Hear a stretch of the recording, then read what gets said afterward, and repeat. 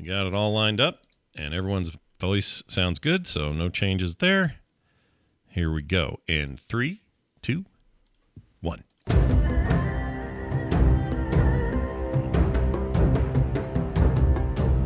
Welcome back to another edition of There Will Be Dungeons. It's the weekend of Saturday, April 23rd, 2022, with Scott, Bo, John, Kyle, and Kristen. Maybe Chunks. I don't know. Is he sleeping? Where's Chunks this morning, Kristen? He's watching some YouTube channels, Hot Wheels, monster trucks. So shout out to those who like to crush it out there. Yeah. Wow. When I was a kid, that was boy television when I was a kid, and it was great. Wish I had YouTube when I was a kid.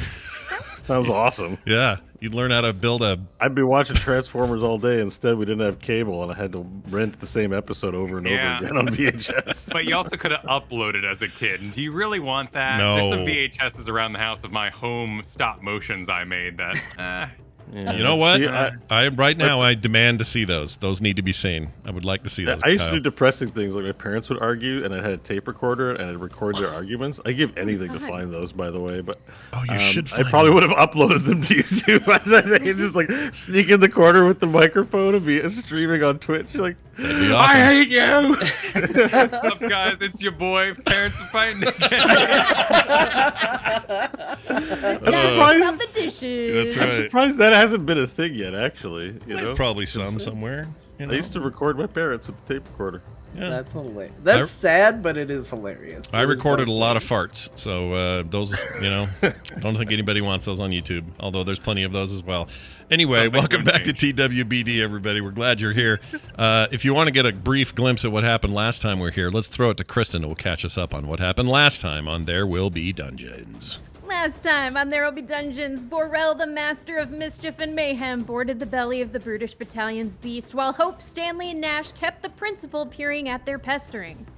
Inside, the lizard loaded onto a cannon and vaulted volley after volley at the metal man. Knowing his time was ticking, the principal grabbed at his goals. He hewed the hand from Hope, then revealed to Nash that he was his father. Finally, decently dented but not destroyed, he teleported away. Some survived, including Dr. Spider and Styria's business, now named Styria's Blood Squirts on account of hewn heads sewn to his shoulders. The two were let go at Blast Belly Rock, and Stanley's ship finally set sail for Mars, with everyone eager to forge forth toward the final fight. Now rejoin our heroes as they count down to completion. How long will it take to make the machine? Will they be able to purge the principal once and for all? And can they survive the upcoming parade of pustuled persons? Stay tuned for the continuing conundrums and perilous pursuits of space.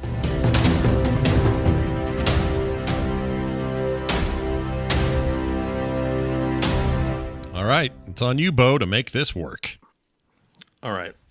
So we raise up on our scene today from black into a lush green field. Towards the back, there's a tree line with trees of pine and maple blowing in the wind. We see a bandaged man in slacks and a t-shirt. It's Nash Magard. Nash, before you are several logs of wood and an axe buried into one of the logs. There's a chopping block next to these logs of wood. And you somehow have this knowledge that you needed to chop this wood.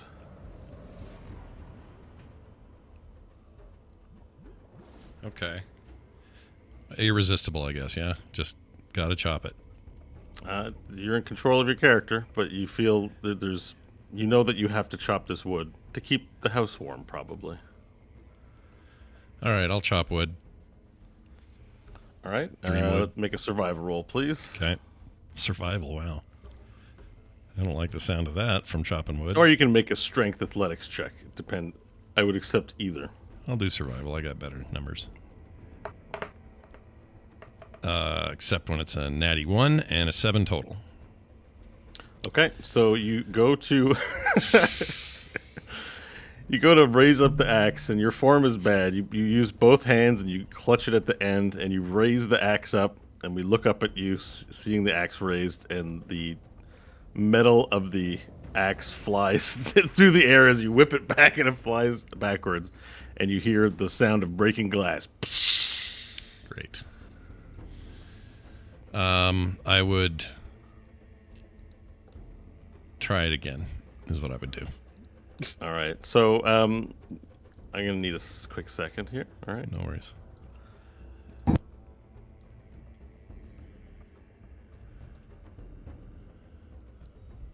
can you hear me? Yeah.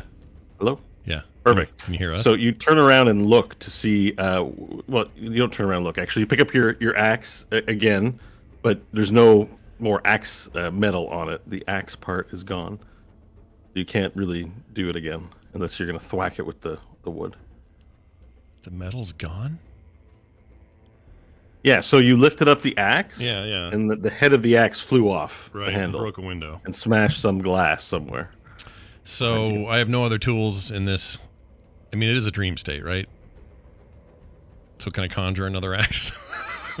I can't. Make an insight check, please. Okay. All right. Because it feels very dreamy, is all I'm saying. That'd be an 11. No, seems pretty normal. You're just out here with your axe. As you look around for the axe in puzzlement, you hear a voice yell from behind you. Nash, what are you doing? Ah! I'd say. I'd whip around and see what I could see, knowing who that voice is or who I think it is, and I would look to see if I could see the principal standing there. All right. Yeah, you turn around and you see a chalet, a little cottage out in the woods next to a river stream. And you see the head of the principal poking out of the door, yelling at you. Nash, get in here right away. It's time to get to work. What have I told you about chopping firewood without doing proper form? You're an embarrassment to this family. Get in here. All right. This is a really good fail state for axe chopping.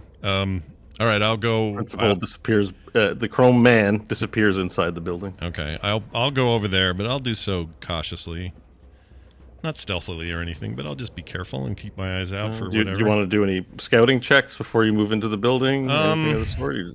Let's or just see. gonna move in? Could I do an Arcana check just to check about see what kind of magic's going on here? Maybe? Yeah, you can. All right. Oh, natural 20 for a 28. All right. Really, the entire universe is magic. You sort of have this third eye intuition about just looking at the trees and thinking, just isn't life magic? Wow. And you realize there's magic all around you. Do I? And then a voice breaks out and says, Nash, get in here. Okay. I would like to cast. What do I still? Yeah, I still have it. I would like to cast Mage Hand and go way ahead of me and open the door so I can kind of see what's in there before I get up there. all right. So you cast Mage Hand, and the hand isn't invisible, right? You can see the hand. Yeah, I can see it's a little blue. You fainty. send the hand out towards the door. Now the door is ajar. It was left ajar Okay. by the principal, but you sort of push it in a little more. But there's just kind of this blackness in the cottage. Can't see within. My dog's trapped in here. I just heard her whine. Okay. You scared? Does the Mage Hand put off any kind of light? Probably not. No, but it's translucent and you can see it. However, if it's in darkness, you won't see it. I don't believe it glows in the dark. Okay. Unless you cast a light spell upon it. That's what I was going to ask. Is can I cast that on Mage Hand as an object, given its ethereal nature? Funny that this hasn't ever come up before. I Let agree. me see here. What spells do you have? Cantrips. I can target an object held or worn by Yeah. a hostile creature. Okay, so I could have it pick up something that I could cast it on and carry it in there if I wanted. Yeah, it's not really clear on if a hand is a creature or an object or a spell effect. It doesn't really say, so I'm going to rule, yeah, you can put light on your hand. Okay, I then will cast light on the hand to try to lighten up that void in there and see what I can see. And neither, I think, requires concentration, so this No. is possible. Yeah. from that perspective. Yeah. I'm sure someone will let me know if I have to made a touch mistake. it, so we could retro that and say I touched the hand on the way out. If you, Yeah, the mage hand can come back, and you can adorn it with light. And as you, so then it begins to glow with shining light, and you send it forward to the cottage, and the mage hand disappears into the blackness of the doorway. not illuminating anything, just disappears. Doesn't seem to illuminate anything. The mage hand is still present in there. You don't feel its essence disappearing. I would like to try to persuade the entity to come outside, and we'll yell, "Meet me outside!" All right, and the principal's head then appears from the doorway and begins berating you. Nash, you know it's time to get to work. Quit playing around. I tried to roll a I need you to persuasion. get in here and help serve our customers. Let's go. I tried to roll a persuasion check and got a natural one again. So good times. All right. And the principal again then disappears behind the door. You know what? Screw it. I'm going in. Let's just go in. I'll go in. All right, you set aside your trepidation and move through the door of the cottage. And as you move through the door of the cottage, you find yourself dressed in an apron suddenly, and you have white slacks on and a white shirt, and you're wearing some kind of hat. And you see a counter before you, and quick scope is that you appear to be in a burger joint, and you are in the front cache, and you hear the sounds of food frying in the back. And I recognize this as for what I would have. I would recognize something like that. For the record, I would know. right. I would know Yeah. what an old burger joint looks like from the books. Yeah, you're immediately in a burger joint, and then you hear a voice coming from in front of you, but you can't see where. It says, "Hello, hello, hello, Who is it? hello," and then two little sets of fingers sort of grab the side of the counter, and you see some eyes pop up, and it says, "Hello, down here, down here." I'd lean over and look down. And as you look down, you see the unmistakable, long, lovely hair of Softhead, a small little halfling peering over the side of the counter. "Hello," and then wait, seeking acknowledgement from you. And then you hear from the back, Nash, don't make the customers wait. They need help. Serve that customer, please. Oh, I hate my job already, and I barely started. Okay, I know that's Softhead, but what happened? Give me a quick history on Softhead. I don't remember the end game. So Softhead was with you from the very first episode, gave you the invitation to go meet with the Hillmaster and become the Hill Guard, and that's how you all met. Later, he chose to work with the principal after the sacking of Dust Hill. Okay. He then was sent as an emissary by the principal to Hope during her time as ruler of Tiet Kala. And Hope cut out his tongue in vengeance. He was then last seen as a blood bag for Monsoon Cabbage. He believed he was going to become a vampire if just he was a good enough blood bag for long enough. And that's sort of where we last left Softhead. All right. Well, knowing I would have known some of this, and I'd say I thought you had your tongue kind of cut out. How are you speaking? "I'm not here for any of that, Nash. I'm here to give you this." And then he produces from his, his pants a letter, and he sort of holds it out on his tippy toes, reaching up to give it to you. I'll take it and unfold it. All right. All right, you take out the letter and unfold it, and you see in wonderful calligraphy, it says, "It's an invitation to the Hillmaster's dinner in celebration of your defense of Dust Hill. I hope to see you there, Nash." And then Softhead walks out and into the men's room. Okay. Oh, there's a men's room. And then as he walks out, a large lizard folks walks in. It's Varel. He walks in, but he's wearing jeans and dockers and a hoodie, and he has glasses over his head, and he looks hungover. Okay. I think I know. And Varel, you enter into the scene. You've received your invitation to the Hillmaster's dinner, and The invitation has asked you to meet at Varel Sandburgers. That's the burger joint you walked into. So this is real Varel. Do I know that, or do I still wonder if this is all big? That's Varel. Varel's walked in. He's wearing jeans. He's wearing a hoodie, and he's got a T-shirt on. He's wearing sunglasses. He would never do that, though. He's kind of hung. He would never do that. He would wear. That's why Nash would never believe it, because you would be the naked lizard you are at all times, unless there was some really, really good reason why you had to dress up in something. Nash, quit monologuing to yourself and serve the customers. You hear from the back. All right, I'll kind of just go, Varel, I guess you're the customer. But I don't know what's happening. What do you need? What do you want? What are you doing here?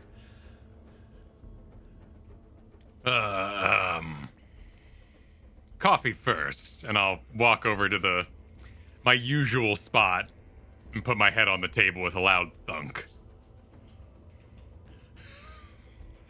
Nash will be very confused by all of this. And he's Sounds like certain he wants now a that this coffee, is not the real. This isn't the real Varel. There's no way.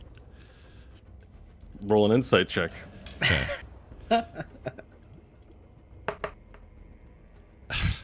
A 3. Prove it, you can't. It's the real Varel. Yeah, prove it you can. All right. Well, then there's no customers to serve, so I'll just stand there like an idiot. Well, you were requested. Coffee was requested. Oh, that's right. Sorry. I was thinking self-serve for some reason. All right. I'm coming right up, I'll say, and I'll act like I know what I'm doing. Look for what looks like a coffee pot. Make a food preparation roll, please, Nash. What's that under? Hold on. Just roll a dice and add your. Let's see. What's a good food one? Let's add your intellect. Let's see if you can put a coffee together or not. My super high intellect. All right. Here we go.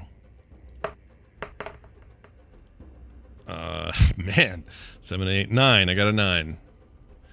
Okay, you do a reasonable job at putting a coffee together. You put a little too much sand squid milk in. I think you put sugar in, which I don't think Varel takes. So the order's wrong. And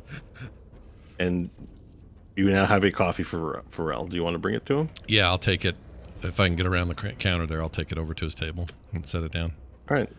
So, yeah, Nash approaches you and delivers your coffee.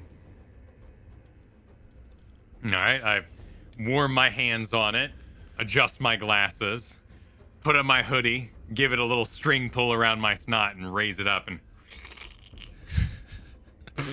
I'll just help myself, Nash, as per usual. I'll walk behind the counter and start working the machine. Okay. All right. This happens, and as you walk behind the counter, Hope walks in through the door. A stern and strict-looking tiefling in full military dress, replete with shoulder pads, full colors displayed, scars all over her face, a hat, like one of those hats, like an admiral's hat, and walks in. And Hope, you know, in spite of hating the disarray of this place, Varel Sandburgers is also a bastion of your country's freedom and liberty. And thus, you make it a point to visit every now and then. And you walk in. She'll take out a white glove out of a pair of white gloves hanging off of her belt, put it on very slowly, watching Nash, put a finger and wipe it slowly across the countertop, look at Nash in disgust as she rubs her index and thumb together, take the glove off, tell Nash the usual. And then she'll go sit down in her usual spot, straight back, unwavering, little disgusted with how dirty this establishment is. Table talk. Scott is pretty sure that everyone has spoken to Bo out the side of his purview this week. Nope, they're just really good at what they do. All right. I'll say, I'll start to realize that I just have to play along, and I'll go, Hope, you want anything? You hungry? The usual, Nash. If I was to... Well, pretend I don't know what the usual is. Just tell me what that is. Pretend. We talked about this last time, Nash. I won't be telling you again. Oh, shit. Do I have any idea what she wants? Let's make sure. Well, we can solve this with rules. Let's make an investigation check as you investigate the corners of your brain. Great. Please be a good roll. Oh my lord! 7. It keeps tipping over from good numbers. You think there's a burger involved? There's a burger involved? The notion that there's a burger involved in the usual surfaces, but you don't know how accurate that is. Okay, so Burrell, meanwhile, has made his coffee to his liking. what's the main burger here? Do I know what that is at least? Yeah, it's the sand burger. Okay, so I'll do this. I'll make her a sand burger, and I will assume, since she's like a little demon lady, she likes well done burgers. So I will cook it well done. And then I'll say, remind me, what do you like on top of this? Hoping she'll let a little something out.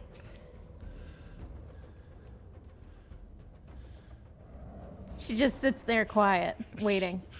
Shit. Time is of the essence. She's a little impatient now. All right. If I have mustard, I'll squirt a little of that on there. I'll make what Nash would eat. Okay. I'll make what Nash would eat. And then a little bit of, maybe a little ketchup, although I don't love ketchup. If we have pickles, I'll put those on there. Whatever's available to me without going too crazy. Your standard ass burger. I'll put that together, bun on top, plate. I'll look around to see if we have like fries or side dish type things because I don't know. I You just not got know here. what's on hamburgers? Well, no, I know. It's Because hamburgers. you're like, I'll put mustard, ketchup, and whatever's available for a standard hamburger. I'm like, it's like lettuce, tomato. Like, what else? Yeah, but does the sand burger place have freaking lettuce and fresh lettuce and tomato? Or I guess in the there's dream fresh it lettuce, does. tomato, cheese, onions, pickles, you name it. Like you sort of look around, you're astounded by how many condiments there are available. All right, knowing that, I'll load it up. She'll get like There's also a tub of sand as well. Oh, I'm not putting that on there. Not for her. I do it for Varel, but I don't think she likes that. So okay, so I'll do that, thinking I've got what she wants, and I'll take it out to her, and I'll say, "Clink, you want anything to drink, or is this good?"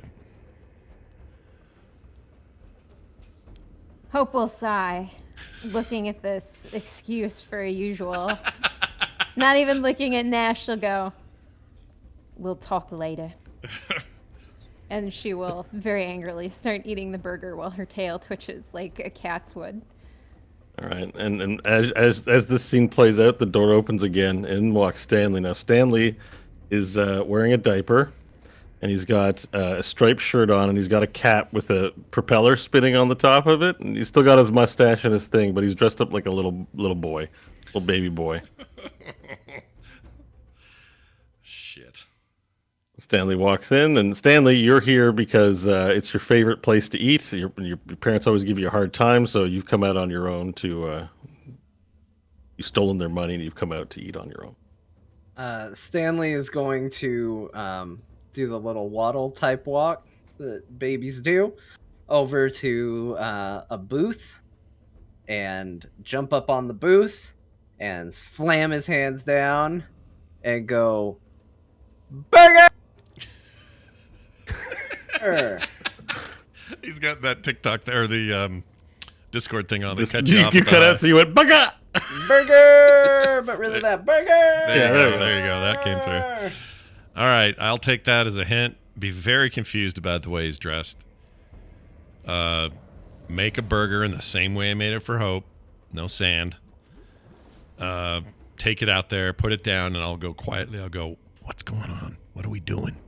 The second the burger hits, Stanley looks down, kind of flips through the burger with his hands, and then goes and pushes the plate and the burger onto the floor.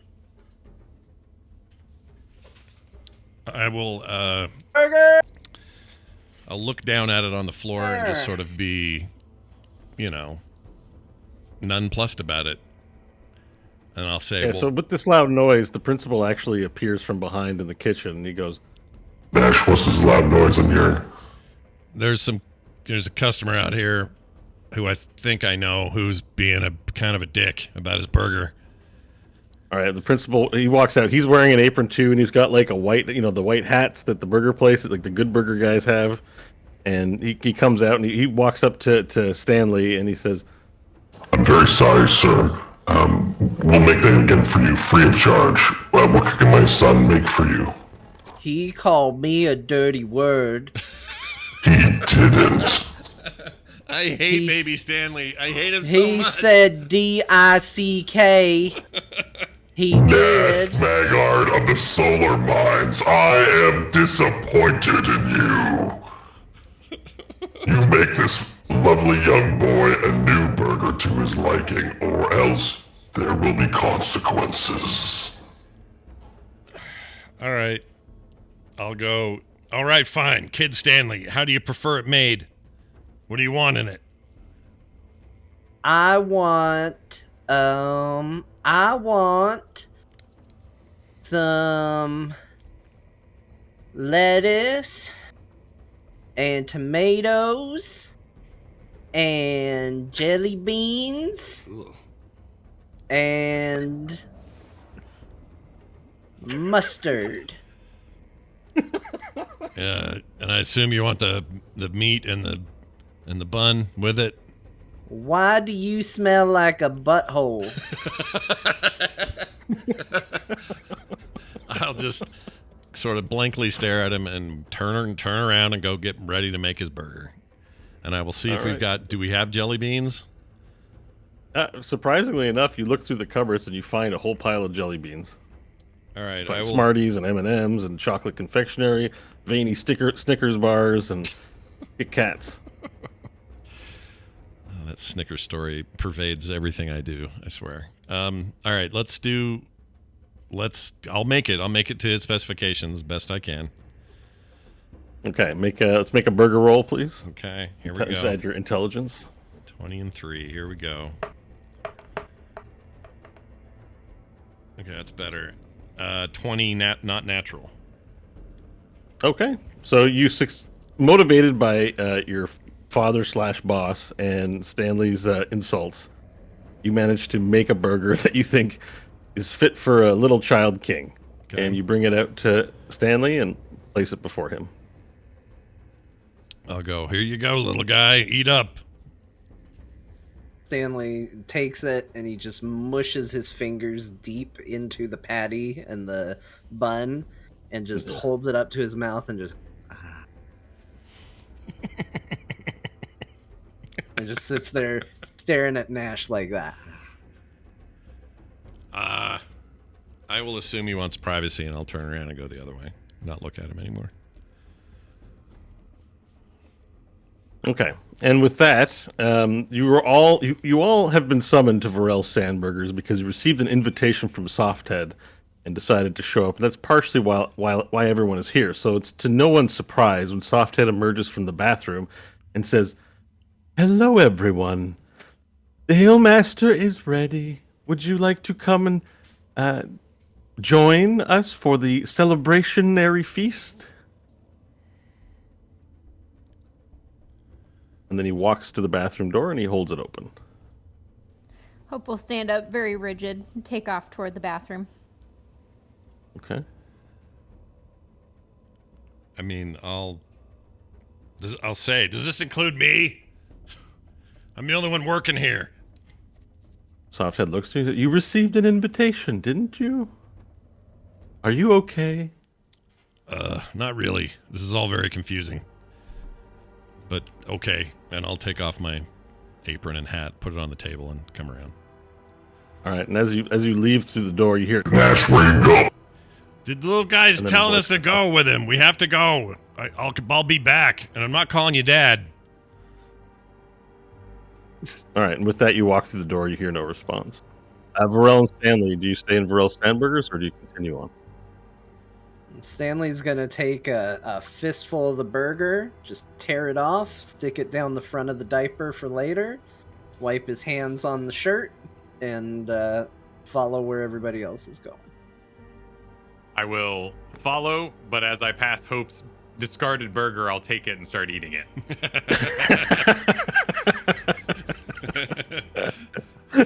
Perfect. All right, and as you all walk through the door, in sort of this time-bendy fashion, everyone syncs up in time, and then whoosh, we're back in the Hillmaster's tent in Dust Hill. And you have just walked in, and you see before you an old wooden table and makeshift chairs, totems of all kinds hanging along the sides of the tent.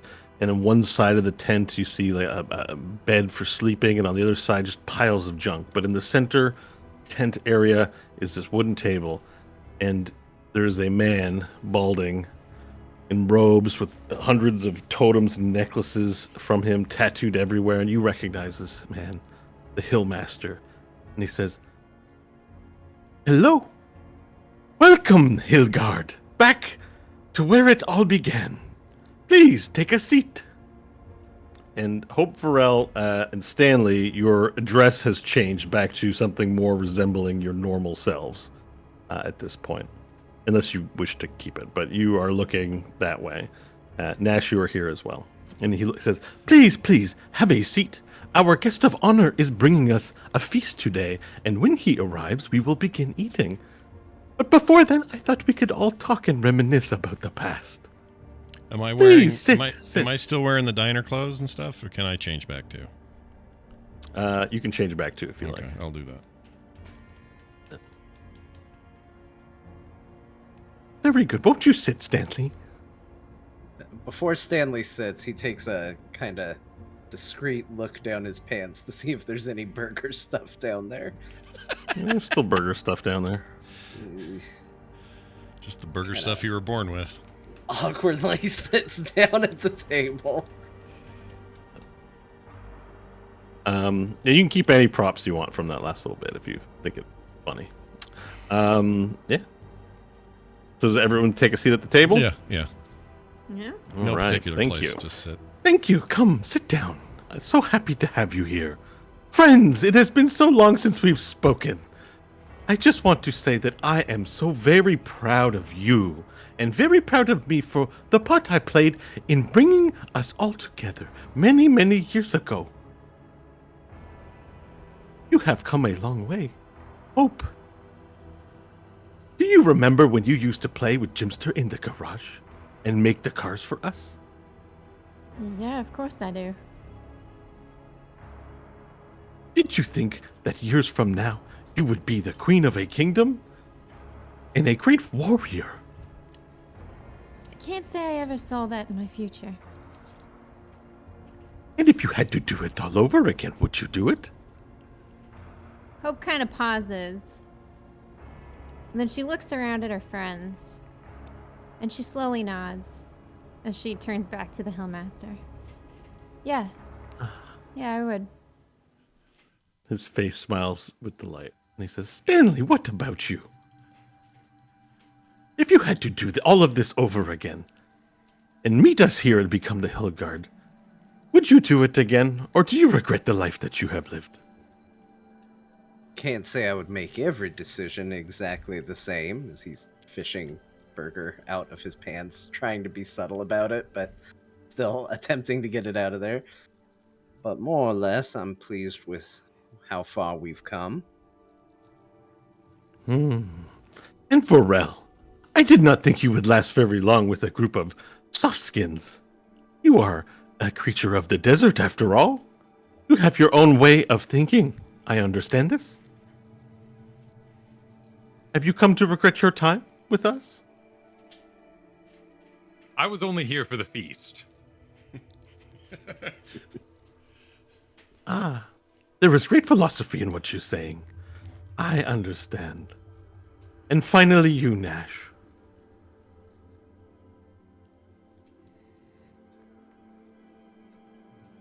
I mean, I'm not even sure what the hell's going on. And while I'm talking, I'm actually looking down my shirt to see if that mouth is still there. The new You look in your shirt and you see a smiling set of lips look back at you. smiling. Oh, jeez. All right. But I have to admit, I'm starting to wonder what the hell this is about. This feels like a dream or some kind of trick. So, Oh, it is not a trick, but it is a dream, I assure you. So it is safe here, but also not safe because anything can happen. I have come here to celebrate our time together with you. It has been so long, and I thought it was time for us to reminisce. Tell me, Nash, do you regret coming to our village that day and helping with the hill guard?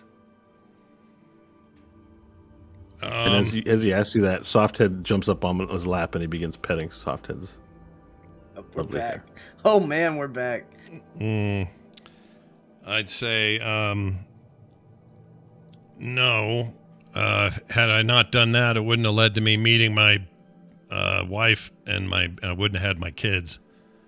So. Oh, you got married and Yeah. you have kids. Out of all of the people here, you're the last person I would have thought had kids. I would have thought you died in a ditch somewhere from your rotten diseases. It's very nice of you to say, but no, I had some pretty good days there. But there are things I regret along the way, but not that one. I regret falling asleep tonight because I wouldn't have to be sitting here listening to whatever this is. You're making me nervous. There's nothing to be nervous about. And so we are here together because I see before me not just Hillgard, but what I see here is a family. We have all become a family. The 5 of us. We are all connected in this way. Now, no one has asked me what I regret the most, but I tell you, I regret being so duplicitous. I think it resulted in my death. But these are the lessons one must learn in life, or face great peril. Still, it warms my heart to see that you have come from Hillgard to Heroes of the Waste, all in defending our small hamlet of Dust Hill. Now that you have time to see one another and to share your minds, free from the burdens of this world, in this safe space, is there anything you would like to say to each other?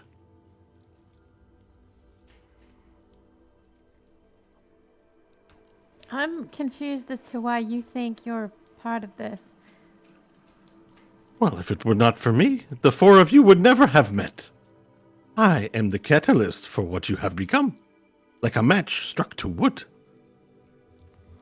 That's fine, but how are you here? That doesn't make any sense.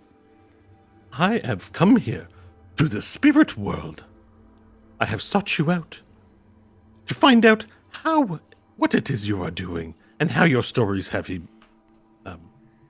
how your story has has been told. What are the tales of the heroes of the wastes? I mean, I have before you consulted hear with this- ours, I want to hear yours. This has bugged me literally since day one. Who killed you? It was Dharma that killed me.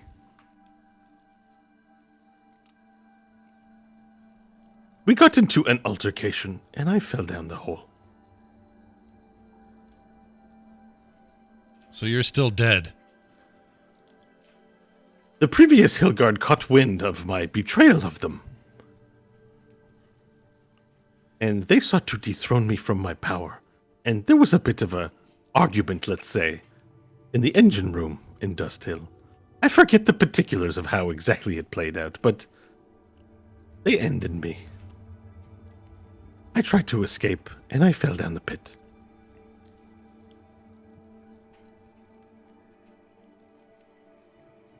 Does that help you, Stanley? No, not really.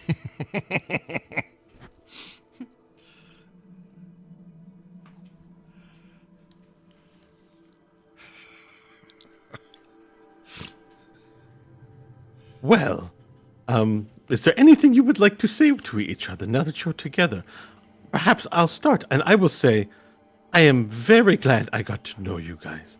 Even though you failed in defending me, my soul is at peace knowing that you are out there, protecting the weak. With your strength. It's hard to know what to say about each other because we're around each other all the time. So before this weird dream construct you got going here, we were all hanging out like usual, doing stuff and, getting work done. But that is exactly why it is important. It is those we take for granted that we forget to say the most obvious things. and the spirit ripples. Tell me. Things in your lives may come to a resolution soon. And you may not get a chance again. Excuse me.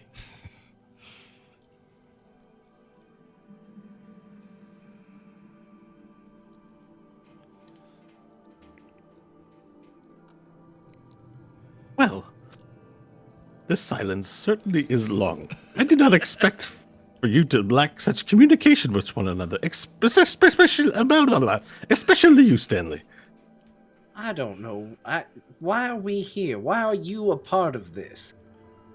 You brought me here.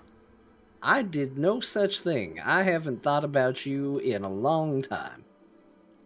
What was not you? I meant you. It was him. He raises his hand to Nash. Of course still this called- was Nash. I should have known that this was going to somehow be your fault. Hold on a second. I didn't ask for any of this. I'm in here in the same way you are. I don't even know what's going on. You guys are ordering burgers, and I'm getting the orders wrong, and Darth Vader over there yelling at me the whole time. I don't know. Honestly, I should have known the second I turned up as a baby that this was Nash was responsible for all of this. But I did. I'm just licking my fingers in the corner. Is none of this real? No. It's a dream, I think, Varel. Oh. Then I wish to leave and fight something glorious. Well, I have a feeling You may that leave. we don't have the control over that. You may leave when Nash releases you. Hold on a Nash, second. wake up. I'm not. What do you mean? Imagine me doing something better than this.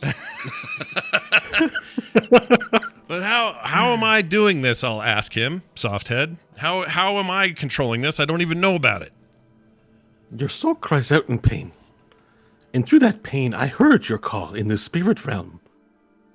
And I thought, as Hillmaster, it is my job to lead my people, to protect them, to keep the family unit together. And I thought, I shall bring these friends and family together. Wait, And I did Wait. this at your behest. Nash. Nash, if we're in your head, can you take us to the solar mines? We need a map or something. If you can get us anywhere you could take us, we could see it. Yeah, stop dreaming about this loser and dream about something useful to us. All right, hold on a second, and I'll go. Just like really focus and like concentrate on.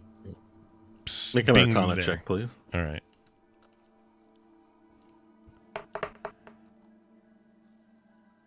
Uh, 15. All right, so you grunt really loudly, and you fart out a giant pile of bubbles, cute bubbles that sort of rise up, and they also come out of your ear as you go. "Arr!" Just this large cloud of bubbles rise up around you. Okay, great. It is the dream world, everyone. It does not work this way. It is not just some place that you can will what you want to do. You may have read that in books. This thing called lucid dreaming. This is not that. This is the Dreamatoromix. It is a large in space where people can connect over vast distances. I have brought you together in this realm. And then outside you hear, Knock, knock. I hate him. it is our guest of honor. Please come in. And then in the head of the principal pokes in and says, I hope I'm not too late. and then he steps in and he brings in with him a large chrome plate of food. And they're sandburgers from the Vorel Sandburgers, and he begins serving everyone food. And then the Hillmaster goes, "Oh, my favorite, the sandburgers. I love these so much. I miss the sandburgers so much of the desert. Thank you, Principal." Of course, Hillmaster. And then after serving everyone, a chair suddenly appears. It wasn't there before, but now it's there. A tiny little chair, and the principal takes his seat next to you, Nash, at the other head of the table there. Okay. And he begins looking. He says, So, what are we talking about? "Oh, we were just telling one another about the regrets in the choices they made since coming to Dust Hill. And the principal looks somber. And I was just trying to get them to say nice things about one another. To tell them that perhaps they love one another, or something that they appreciate about one another. But I think they're a bit tongue-tied. Oh no, I'm happy to share it. Hey Nash, I really appreciate that you have pulled us all into your daddy drama. Thanks for this. It wasn't my choice. I don't know who did this. It wasn't me. And I'll look at the, if this is really actually the principal, I'll look straight at him and go, you did this.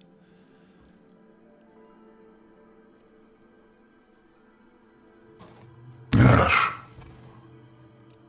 I have been long waiting for the day that you will start taking responsibilities for the things you do. You brought us here. But not consciously. I don't have any recollection of doing this. I'm just as flummoxed as everybody else. Your mind is fragile, Nash. You need to believe it was indeed you. Participate. What can it hurt to say a nice thing or two about your loved ones? Well, they're great. These guys are all great. I would have left a long time ago. Even Stanley's fine. You know, like they're good. You guys are good. Look, here, let me start, Nash. My son, the thing I like most about you is your curious nature. The world always has an adventure around the corner for you. And I miss those days when I felt that way about the world. Now, the responsibility to save the universe is upon my shoulder. And I've lost something along the way.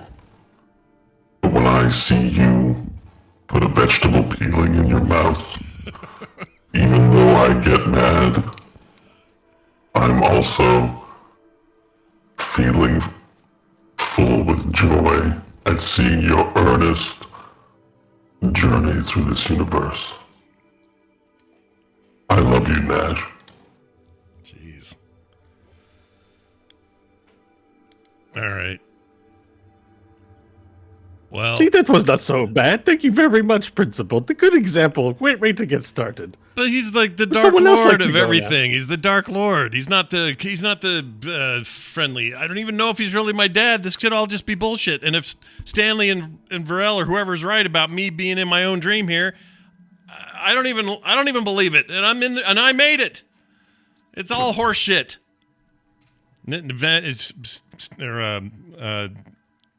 Nash is not happy about this. He thinks this is all. Nash, you need to calm down. You know what happens when you get this way.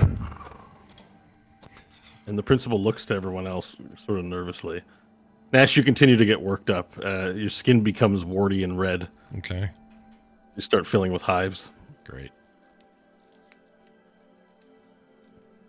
Would anyone like to try and calm the situation by saying something nice? I mean, I think I'm grateful because for a moment there I thought the next shocking reveal was that I was going to end up being the principal, but considering how he feels about Nash, but I definitely don't feel any admiration when he lights up a vegetable peel and puts it in his mouth. So I feel safe to say that one isn't going to be happening. Panic begins spreading across the Hillmaster's face as this is the opposite of what he intended. And And the principal looks at you and says, yes, he is quite juvenile at times. I wish he would learn to grow up.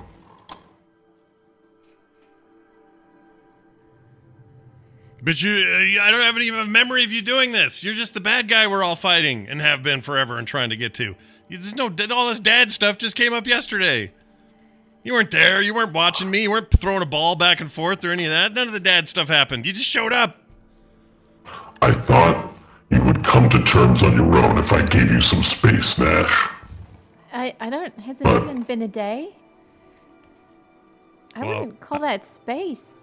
Well, okay. But that's a good point. But it feels like it. And the whole time we did all our adventuring, never once did he swoop in and go, hey, I'm your dad. right? Yes, that was the space I'm talking about. I didn't acknowledge you. I let you make friends, do what you needed to do. I tried to help you on occasion. But wait a minute. Things are changing now, Nash, and I need you home. Who's my mother? Safe. Who's my mother? Oh, and then you look over to everyone's attention is drawn to the Hillmaster, who says, "Not much is known about who your mother is, but you gave me this tape to play." And he takes out a VHS tape. It's the VHS covering says Twilight on it. And then he says, "Softhead, go get the VCR." And then Softhead leaves the room and sort of pushes in it like a school version of a VCR and a TV on top. Yeah. And then you put the tape in, and the beginning of Twilight begins playing on the TV. And then, as if it was recorded over, some home footage begins playing. And you see there's a little boy, free from bandages, with a moppy head of hair, and he's playing with rotten vegetables and fruit. He's smashing an orange into a banana, and then the apple comes and attacks, and they've got little faces carved out in them. And they're smashing them together. And then he takes one of the oranges, and he puts his hand in the orange, and he just crushes it. Crushes it into a lot of pieces. And then you hear off screen, "Nash, what are you doing? Don't do that." And then a pair of legs step into the home video, and then it slaps Nash across the face, and the boy, or not the Nash, sorry, the boy, well, whatever, spoiled, across the face, and then grabs the Nash baby by the scruff, drags him across the desert. And it's home video, so it doesn't really like change camera angle, just drags it further away from the screen. She kicks open a lid in the ground, tosses the boy in there, puts the lid over, and drops a rock on it. And then the video sort of cuts back into Twilight, and it's Robert Pattinson and Kristen Stewart just making out like mad, kissing each other. Okay. What is this? I don't know. I don't remember any of this. I'm sorry, Nash. Who was that woman?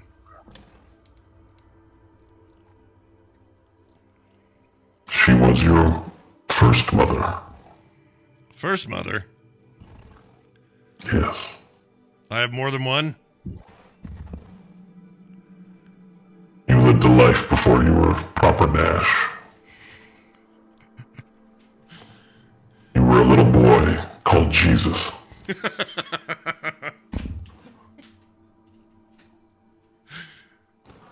Your parents died young, and they treated you poorly.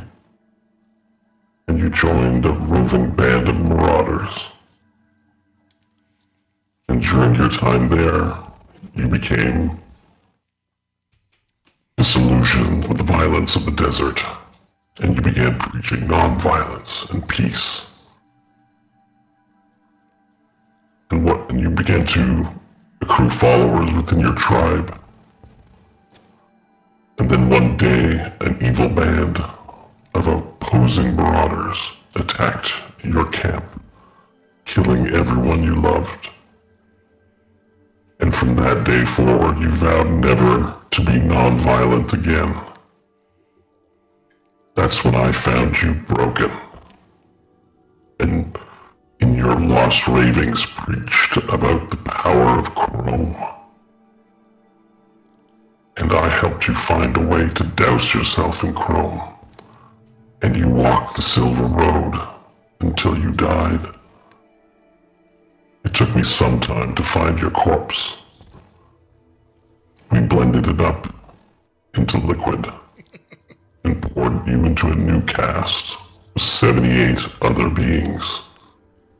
And it was my seed that helped fertilize the egg into what you have become now. Our one last hope. What? How many? My son. Is it? This sounds like there's more than one of me, and I already knew that. But is that the deal? You're the father of all the Nashes from all the timelines and all that? The many Nashes that you have encountered are a byproduct of the mana wave radiation and the dragon metal heart you have in your soul, or in your chest. I have a way to end this madness. Come to the solar mines, complete your chroming, and the many Nashes will stop, and you will take your place by my side as the son of the steel god, Jesus Chrome. And from there, you can love the many beings of chrome and vegetable peelings. And your companions can join me as generals in our new world order. I'll look around the room at everybody to see what is their reaction to this information. That sounds like a very tantalizing proposition, I must say. I mean, as long Stanley's- as we... Oh, sorry, go for it. Stanley's just looking at Nash, shaking his head slowly, like, why did you have to include me in this dream?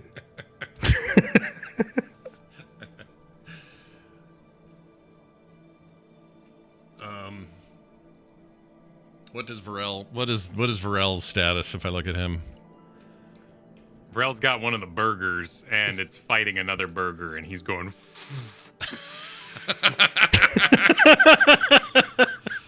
Focused on war, that's good. All right, so I'll look at Hope. What do I get out of Hope? I have no interest in joining, but if he wants to let us put that machine in the ground, I guess he could stay in the solar mines. Machine. Principal has an inquisitive look on his face. Machine. Like, it's like, what machine? What are you talking about? I don't even know what it is. All right, deception roll, please. I don't even know what that is. That If machine's like- if he doesn't wants know us how to it put works. the machine in the ground, what It's a machine? 6. I don't know what machine. I don't know. What machine?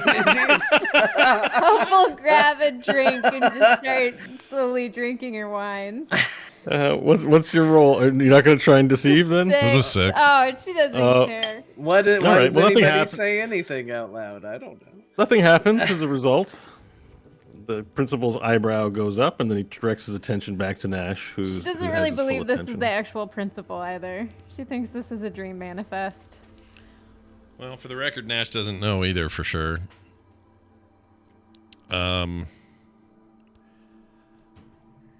You can make an insight check to determine something. So successful so far. Let's do it. Let's do an insight. Let's see if I can just find. I feel like he's trying to get information out of us. After that exchange, he doesn't know about the machine. This is him trying to get the machine. I don't know. I don't like it. I'll do insight. Let's see what happens. Oh my gosh, you were 19 for a third of a second, and now you're 3. 4 is the total. Shit. I'm serious. I don't know, man. That It's dice balanced like- on the 19 for a whole second and then tipped.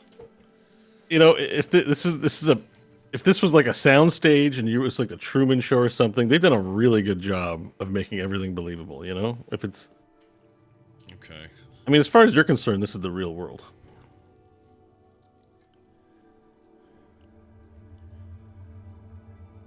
This is really happening. The stakes are high. I'm going to try a deception of my own because I want to test all these theories. So I'm going to say, so Dad, if that is who you really are, That is your real name. how do you not know about the machine? You seem like you don't know what the machine is. How could that be?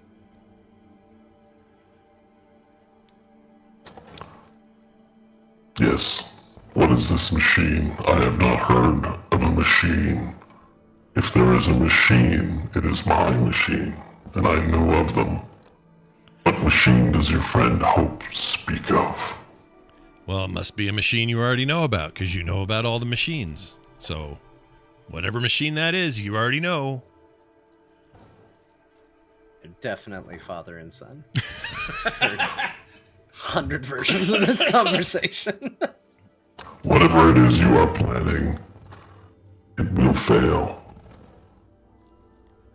And you may believe that you'll die heroically against my grasp.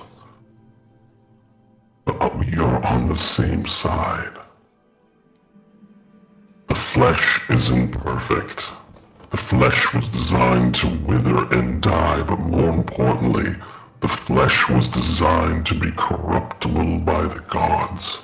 So why did your perfect body take so much damage there on the ship? You had to leave.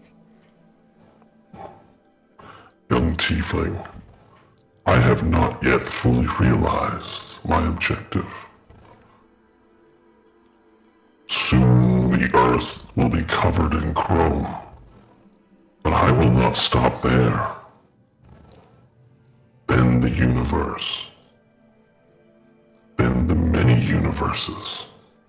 Then we will bring chrome and steel to the outer planes, to heaven, to hell, to the very border of the far realm. And then we will find the weir, and we will bring our chrome fist there. And then all will be chrome, and no flesh will be corruptible, and no gods or demons will ever again be able to harm the prime material plane. I have lived 1,000 years, and there is no solution to the gods and demons except their total annihilation by way of chrome. I'm gonna go. Okay, this is bad. Blah blah blah. Wake up, blah. Nash, and I'm gonna slap myself with my right hand, left hand, little hand. Little hand's gonna smack me. I'll go. Voice, say something down there. Chest mouth, say something. Blah blah blah blah blah. Wake up, and I'll just start yelling that. Nice, Scott's had enough of this. All right, make it's kind of a roll, a wake up roll, right? Yeah. All right, let's try a performance roll, please. Let's go. Okay, here we go. I don't know why I'm rushing you. Hey, it's fine. Let's go. Roll the dice. Come Oh on. my gosh, a natural 1 for a 5.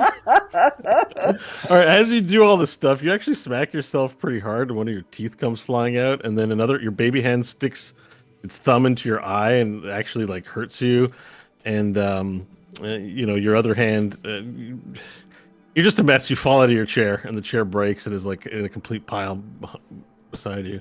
And the principal, to add insult to injury, the principal then looks down at you and says, Nash, grow up.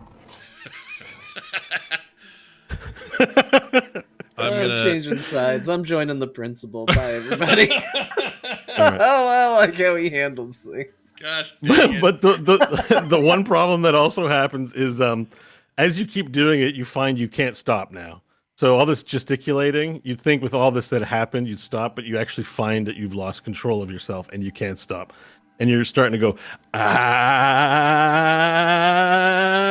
and Nash gets set on fire. Yeah, dude. Sweet. And so the Hillmaster looks around and says, I want to thank everyone for coming today. I don't know this went exactly as planned, but let me tell you that family is not forever, and it is very important to tell one another how much they love each other. So, if I can leave you with one last word of wisdom before I depart back to the spirit realm from which I came, hold on tight to each other. Enjoy the moments you have on this planet. while I'm on fire, he's saying all this, right? While I'm burning. You're on fire. Okay. Learn to be compassionate and care for one another. And this time the principal actually responds and says, Compassion and caring will not save us from gods and demons. and with that, the principal also gets up and walks out of the tent. And Nash is now a giant fireball, and everyone's starting to sweat. And you're going, ah! And the entire tent explodes.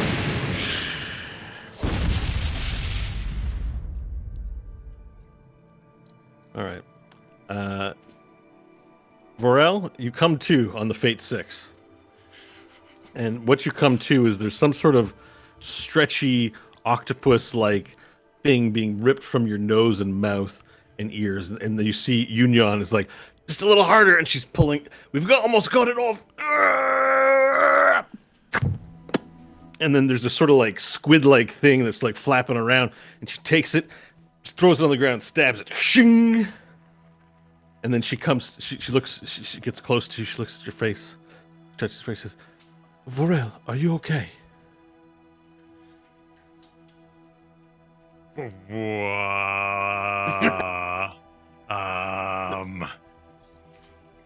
was some kind of mind fluff upon you. I hate space. It's okay, I understand. And then she sort of she takes your head in hers and she says, "We've got to help your friends, please." Or her head in your she takes your head in her hands and says, "We've got to help your friends, please." Are they fluffed as well? Yes, we're trying to get them off. Only you have the strength to pull them off. I got really desperate and managed to get yours off. But I am tired. I've been trying for hours to get it off. Come. Phrasing. I turn around. Oh, whoops. Oh, I choked on an apple. That was bad. Okay. I've been trying for hours to get it off. Anyway, go ahead. You're fine. I've been trying for hours to get it off. Please come with me. Help your friends. I follow. I help. All right. So as it turns out, you awaken. You don't quite. You have some recollection between when you last left the deck. Everyone went below to mind their own things, and Union invited her to her quarters. But nothing happened. She just asked you to lie down somewhere, and then she lay down with you, and that you fell asleep, and that was all that happened. So you go back to the quarters where Nash and Hope are, and Stanley's been brought there as well, sort of in the crew quarters, and they're all lying completely still on the ground with these green, like, flesh beings on, like they kind of look like green and mucusy, like there's a mucus membrane, like an octopus or a sea creature, and all their tentacles are like 2 tentacles are in the nose, 1 tentacle's in the mouth, 2 are in the ear, and 2 of them are wrapped around their neck as they're lying still on the ground. All right, I'll help Stanley first because I know he hates it most. Okay, perfect. So do you want to cut it off, pull it out? How do you want to do this? I guess I'd just give it a yank first. Stanley's got some hair, so I will grab the back of his hair. Okay. And I will grab the front of his face and see if I can, All right, make an athletics check, please. 27. Yeah, you pull it off like almost instantaneously. You feel its resistance, but it's got nothing on your muscular prowess, and you yank it, and it goes as it pops out of his mouth, and all this drool and barf and stomach bile spills all over Stanley and the floor. Stanley, you wake up. Oh, What? Oh boy, that was real, wasn't it? You've been fluffed.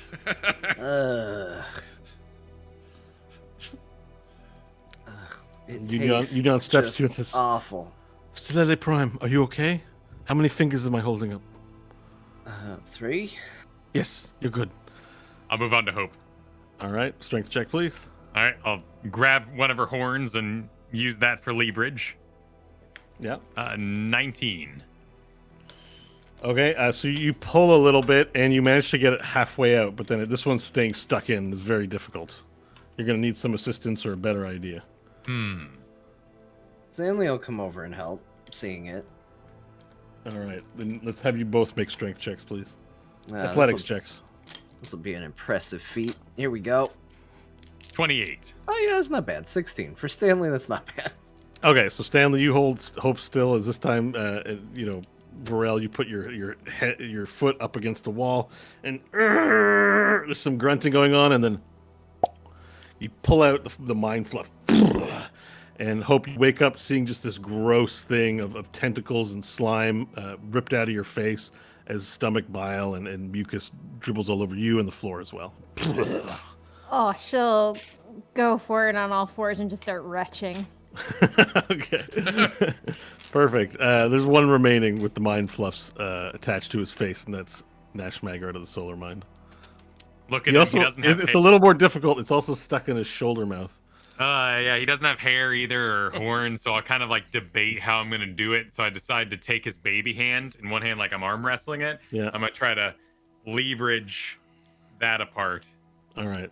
And I imagine you sort of like put either foot on either side of him and lift him up to do it. Yeah. As you're over him. And as you do that, Nash explodes into a fireball. Everyone's going to make a dex save, please. Damn. Oh no. Me included, by the way. Me also. No, you're fine. Okay. Oh no, I do need you to make one. Sorry. Yes, you included. What was the save? I'm sorry. Dexterity save, Dex. please. Okay. A 9. 19. 22. 23. Good lord. You got a 9, Nash? Yeah. I have a shit. All right. Shit So dexterity. score. everyone takes 15 fire damage from the save, and Nash, you take 30 damage. Wait, As hang ex- on. Let me Yeah. see if I might have to be in a rage. Hang on. Let me check. Oh, you might. Oh, yeah, some of 'cause you we're might all have fire close resistance. we're all close to Varel, that's right. Yeah, so inside my your storm because of powerful choose a reaction. Hang on. Shielding storm. Each creature of your choice that has damage resistance. Storm aura. Mastery of the storm. From your storm aura feature. Huh? Well, Gain the benefit of your storm aura even when your storm aura isn't active. All right, so everyone Hell up there yeah. 10 feet of me has fire resist of 10 half, half. all right, So so that's cut the half damage. of a half. Yeah. Yeah. So Cut 30 your for 30 me. in half to 15. Or 15 Nash. for me, yeah. Okay. Yeah.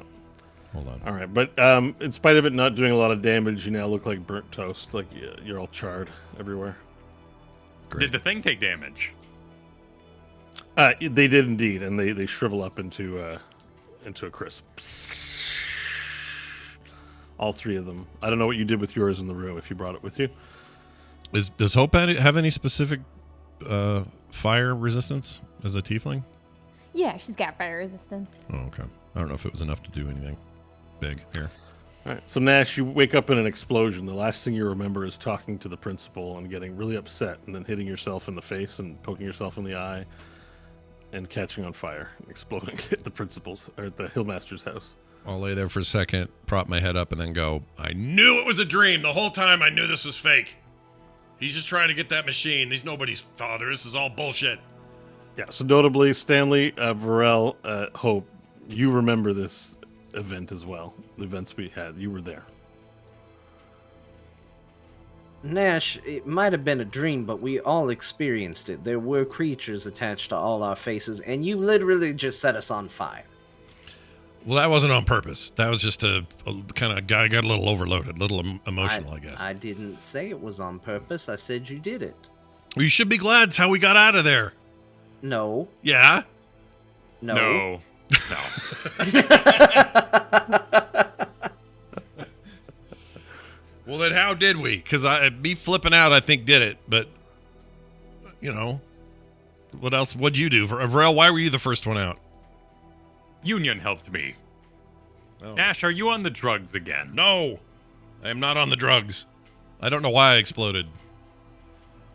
That was news to me. Perhaps we should get outside on the deck before you choose to blow again. Well, I think I know when I'm gonna. I feel pretty good. I'm okay now, and I'll get up and kind of brush off some of this soot and shake it off like it's no big I deal. mean, your throat tastes like charred coal. Yeah. Like but apart from that, you're all right. Okay. I'll say, look, see, I'm fine. I'll know if this is gonna happen again. I'll run outside. Okay. So if everyone wants to make their way to the deck to get some air, figure things out, everyone ascends to the deck. And as so you ascend to the deck, you see the ghost crew's working as normal. The ghost elves look at you and say, "Good day. Glad to see you doing all right. I heard about what happened. Sounds terrible. Glad we got out of it okay." Well, did you all see anything? How did these creatures get aboard the ship? "Oh, nephew," says your uncle. "Don't go questioning the crew. They didn't see anything. They must have boarded during the assault of some kind. – That's the only way I could think they would even have been here." especially now that we're in void space, and you see around you the ship is still traversing towards Mars through void space. In fact, Stanley, we're about to arrive any minute. You ready to? You ready for this? I think so. Should I And the not ship- be? Nope, just trying to be dramatic. Oh, okay. Yeah, very dramatic then. Make it Yes. exciting that we're getting back to Mars, and it's the big one is up next. We actually made it. Good show. Well, if we can avoid any other surprise attacks from demon vessels or creatures taking us over or Nash exploding again, then I think we should all turn out fine. All right. And with that, with you saying that, the ship actually decelerates. Crooked Hand Row goes, Mars ho! And the tear opens up in rift space, and the Fate 6 airship, shoo, boom, boom. So it's going super fast, and then it suddenly decelerates as it hits space, and before you see the large brown planet of Mars, brown-red planet of Mars with a splotch of green on it. And Crooked Hand Row yells, I'm bringing it in, full landing. Everyone, hold on to something. And the ship begins descending and making its way towards the surface of Mars. I think this is where we'll take our break. And when we come back, we'll land on Mars and we'll begin the next leg of the adventure. Perfect. Take 10, everybody. We'll be back shortly Jake Jan. with more from today's episode. We'll see you then.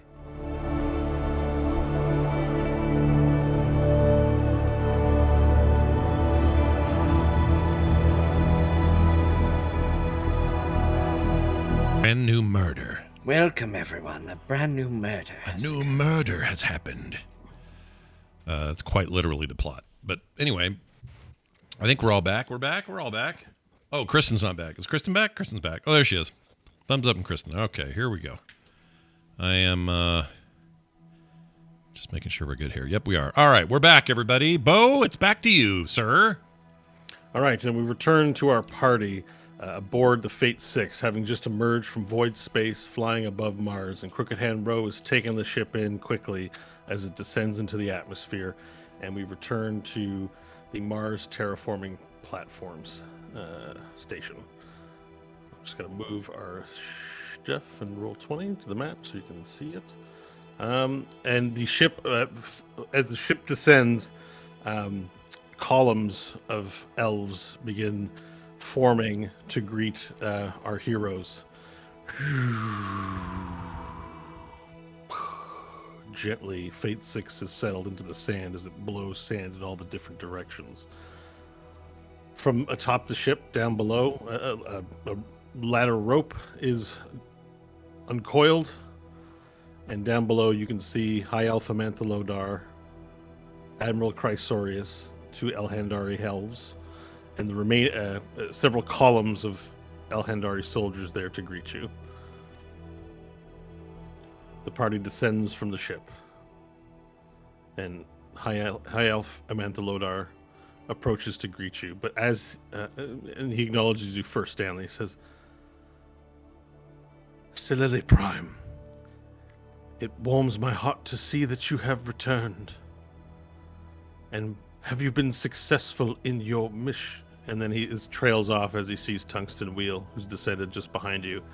He says, Tungsten! And he approaches Tungsten and hugs him firmly. Just like a firm hug. And then he holds him out by his shoulders. He says, it is good that you're back.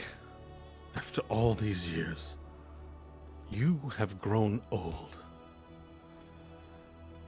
And then Tungsten responds and says, you are quite old yourself, my old friend. And tell me, where is Dungelstar?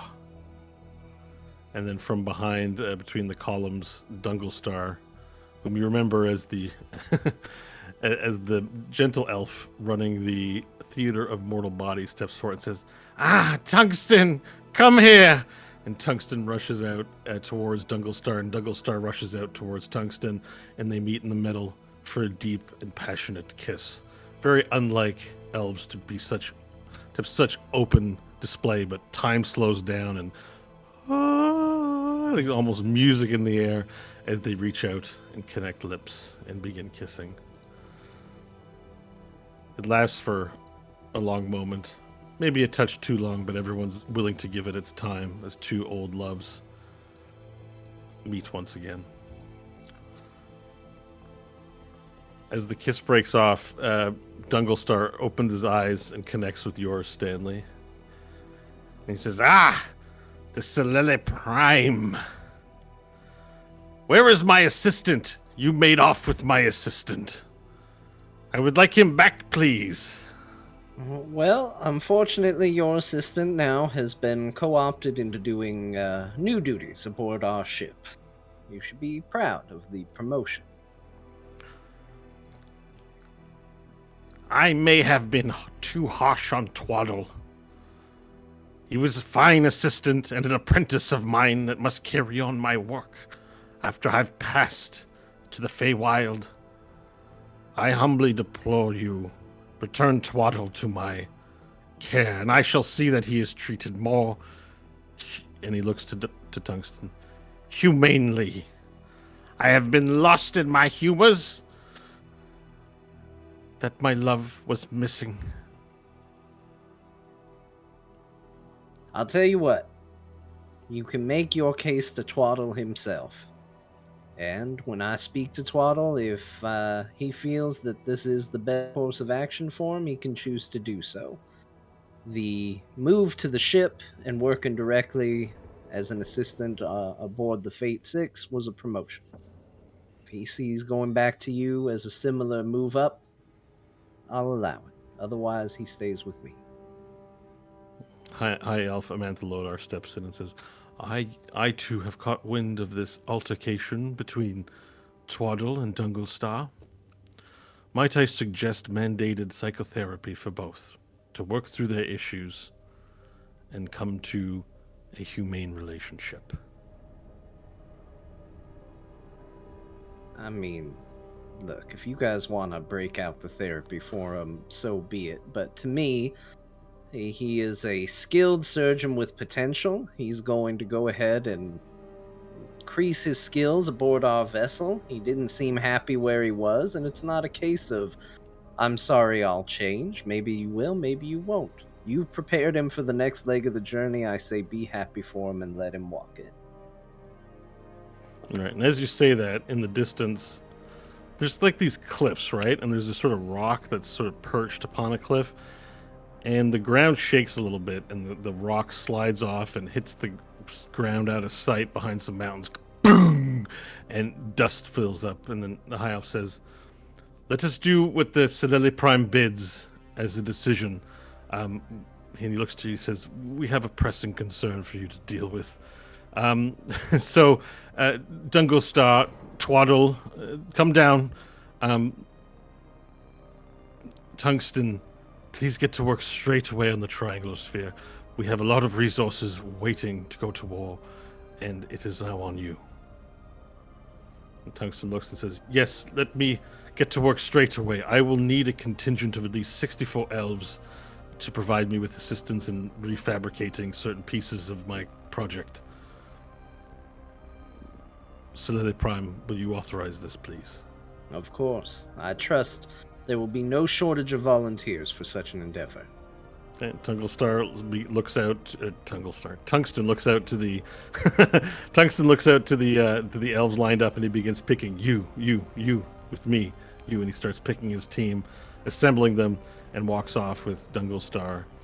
And Yunyan also steps to you and says, "Solele Prime, may I have permission to spend time with my uncle and assist with the Trianglosphere? It is my solemn duty to protect you, but, well, this may be the last chance I get to spend with them before we depart for war." You have done an amazing job so far, and I would consider helping oversee this project just as much protecting me as standing by my side in combat. Of course you can. She bows before you and says, "My Solele." And then she departs with them as well. High Elf looks to you and says, I'm glad you've returned. I don't know what you've been up to since you've been gone, but we've had some arrivals here, and they've been They said they came at your behest. We didn't turn them away, of course, but I think it's best if you see for yourself. Hope's shaking her head, and she's gonna look back at Nash. Oh boy. All right, let's see what it is. All right, and so a speeder comes along, zipping like an elven wooden speeder floating off the ground. And there's an elf in there, and he says, "All right, get in. We'll take you to them." All right, climb aboard. All right, and Amanth Lodar calls after you and says, "Don't tarry long. We want to get the War Council together as soon as tomorrow at dawn, and you'll need your sleep before then. We have a place set up for you back at camp. And Angelashi and your children are there, Nash. Are they okay? They're quite fine, and All they right. look forward to seeing you." All right. All right, and with that, the speeder speeds off. And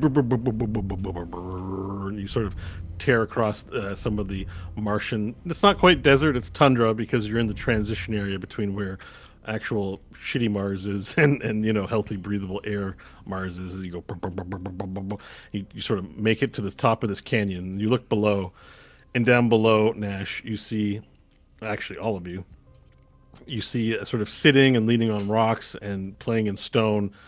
A bunch of robed men down below in robes of varying colors. Oh boy. And then as you sort of look at them, you see one of them like talking to another one, and he's sort of miming like, "Hey, look at this." And then he fires a fireball at the wall. And part of the canyon wall falls down again.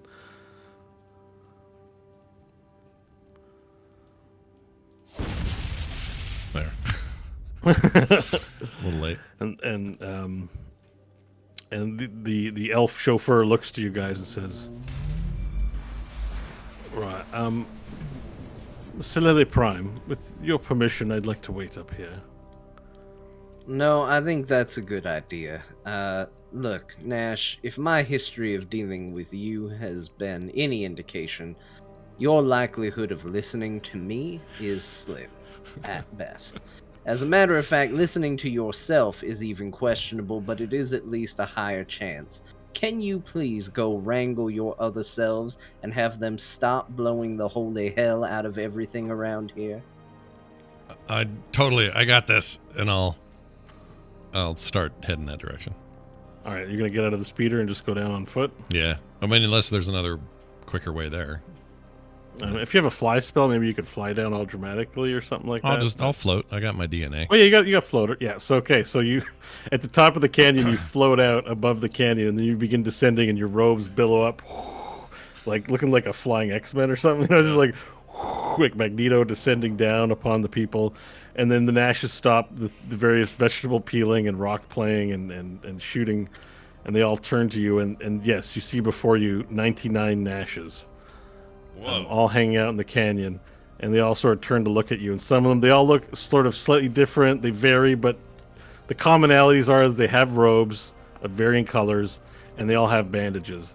And one in particular, with a eye patch over his eye, turns to look at you, and is sort of the first up amongst the 99 to greet you as you descend below. Although he doesn't speak first, and you descend and land before him. So there's 100, including me? Yeah. Good Lord. The 100 Nashes. Okay. I'll say... Man, what would I say?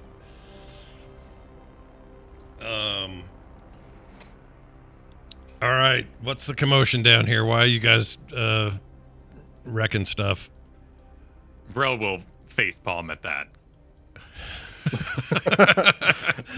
Of all the ways to address yourself, Nash, this was your moment.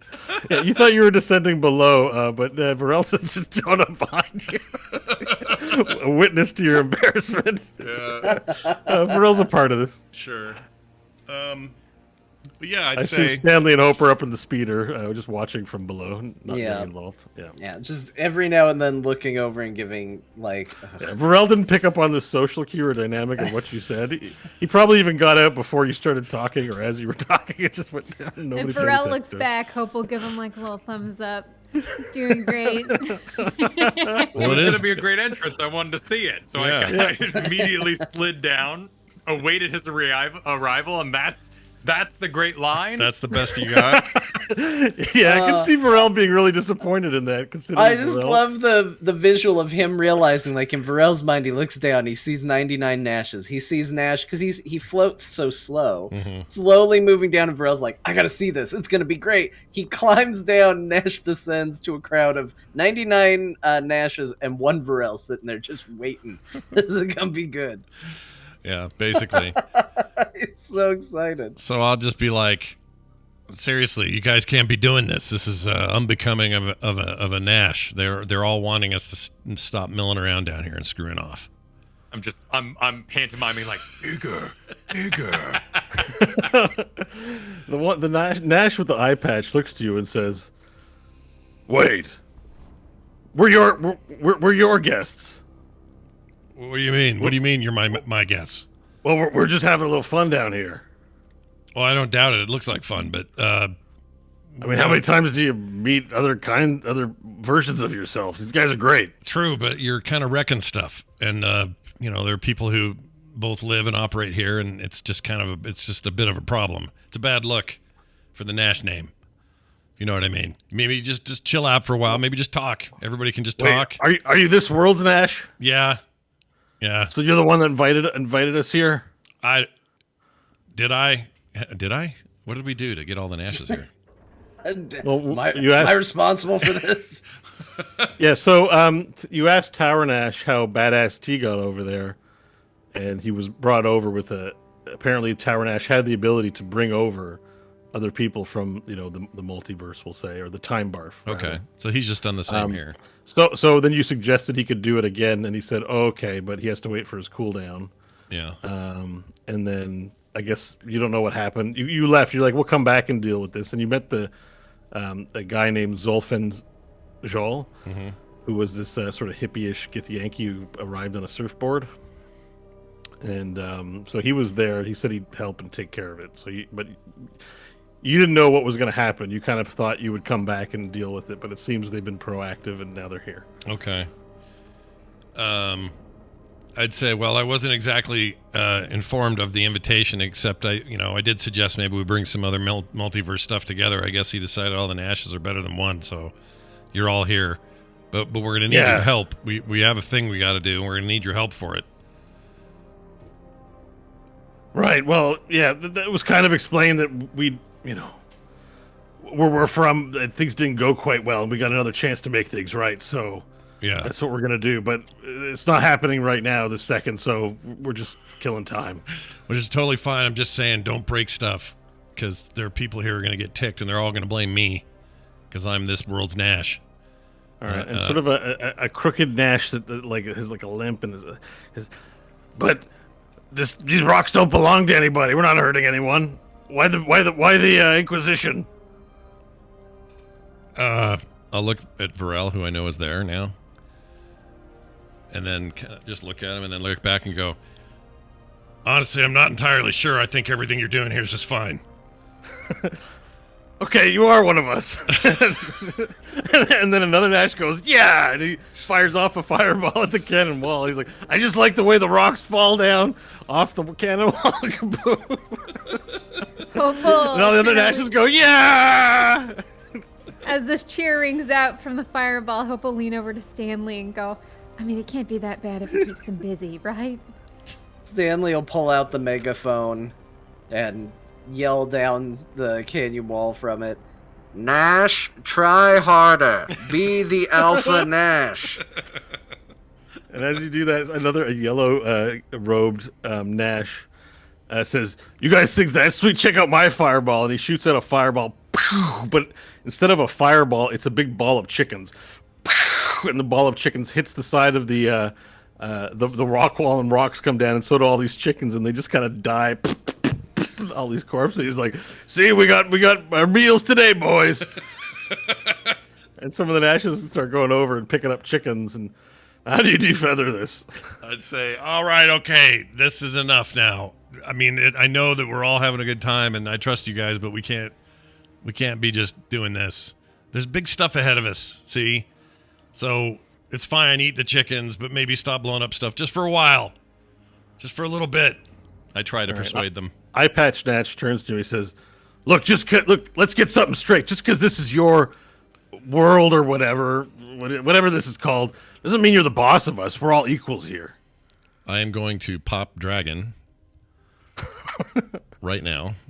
And Alpha Nash. yeah, Alpha Nash coming out. And, Varel said go big, so I'm going big. I'll probably regret this. Probably regret this because there'll be some fight before long rest, and it's going to be a bad idea. But anyway, boof! I'm a dragon, and I go, brrr, and then I say, you can do as you wish after we're done, but you can't do it now. And I'll just be with my feet and everything and looking all tough because I don't think any of the rest of them have this, right? I don't actually know. And then the Eye Patch Nash looks up and he says, you think that scares me? Oh, shit. I don't even have an eye. And he pulls up his patch and he shows his eye. And he's like... And I'll go... It fell out, and I kicked it into the outer space. I just drop-kicked it, boom, and I didn't find it ever again. I'll try to intimidate them and fly. Okay, here's what I'll do. I'll fly up a little bit. Big wings beating. I'll turn around, and at the side of the whatever hill, dusty hill, whatever is there that they've been blowing up, but not with any of them in the range of it. I'll pop I'll do acid breath all over the place, and I'll turn around after that and go, "Don't make me use this on you." All right, roll an intimidation roll, please. Oh, finally, with advantage. All right, it's a big showing. I'll give you some advantage for that. I'll take the 18. Okay. All right. So most of the Nashes seem to just stop moving and go like, okay, this guy seems to know what's going on here. But Eye Patch Nash isn't having it. He goes, oh, yeah, I can pop things too. And then he goes, Brah! And he turns into a giant hamster. Oh, my Lord. And he's the same size as you, and he begins rushing you up the hill. Roll for initiative. Holy shit. We still got 99 Nashes. You kill this one. It's fine. A natural 1! For a 2. A distant Varel goes, all right. All right. So let me roll for this one. Good Lord. I got a 10, so he'll go first. Yeah, clearly. All right, so the hamster has a large, fat, furry body. He's also wearing like a little collar around his neck, and this hamster also has an eye patch on him. And he runs up the side of the side, and he goes for a big bite with his big teeth. Great. All right, he rolls a 23. That hits. Okay. Oh no, wait, I'm sorry. Where's my? Oh, it does hit. Sorry, I'm a 19 natural armor. All right, and he does 15 points of damage. Great. Slash him. I will write this down separately because it's a separate health pool. So 15, you said? That's right. Okay. Okay, and it is your turn. All right. We're gonna go in for a multi-attack and do the bite and claw deal. Although hold on a second. 3 attacks, 1 with its bite and 2 with its claws. I thought at adult that changed to do a tail thing. I guess tail's just separate. All right, don't worry about it. All right, so let's go for the bite first. These are to hit. Let's see, we got plus 11 to hit on these. So bite number 1 will be a... So what is that? 19. No, sorry, 20, not natural. Okay, roll your damage. All right. Hold on a second. Here we go. 2d10 plus 6. All right.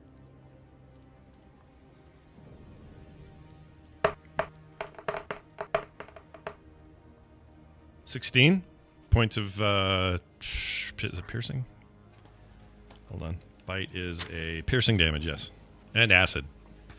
Oh, I get to do a 1d8 acid, sorry. So that's just the piercing damage? I forgot. At Adult Dragon, you get a bunch of extra shit. And then a 1d... what was it? 1d8, 1d6, 1d8. Here we go. Roll... Oh, lame. 1 point of acid damage. All the natural ones today. It's insane. I don't get it. Okay, perfect. And so you do the damage. Yep. Is there any other attacks there? Yep, I got claw. Or no, I got 2 bites. So I'll rip through these now that I remember everything. Here you go. Yep. Clear that. 2 hit. So that would be 21 plus 4, so that would be 20. It's well over 24, whatever it is. I can't do the math in my head. Okay, That's a hit. And then 2d10s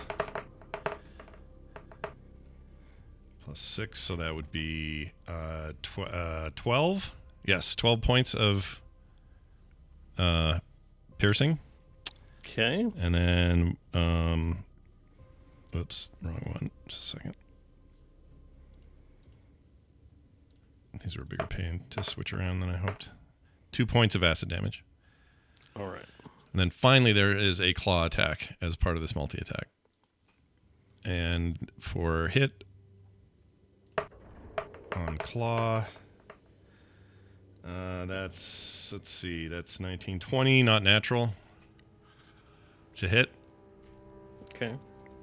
And that's a hit. Yep. And then let's see here. Claw is 13. Sorry, 2d6 plus 6 slashing. All right, here we go.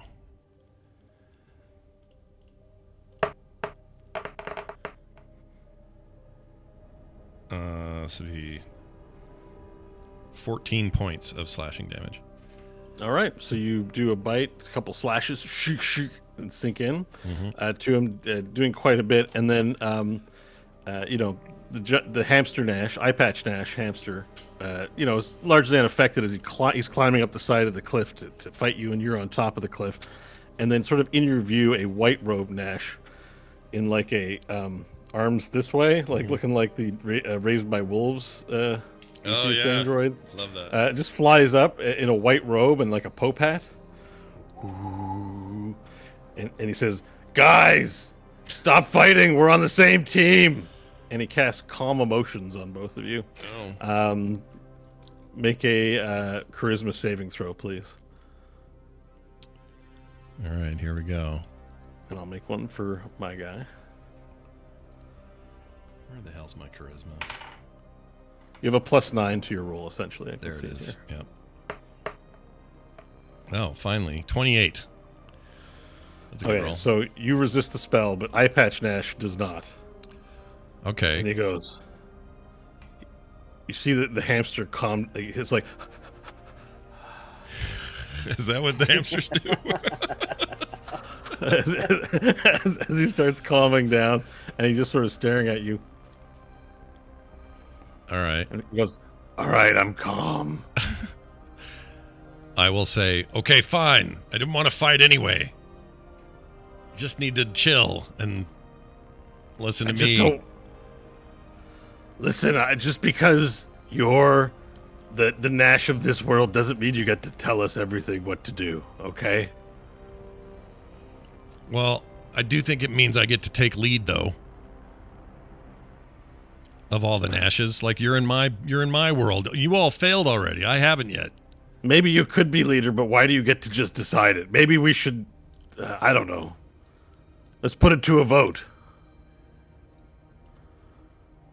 You're gonna lose control. I am. If I agree Your to own this. problem you created. I feel like I already have. Fine, we do it democratically. We'll take a vote. Let's do it.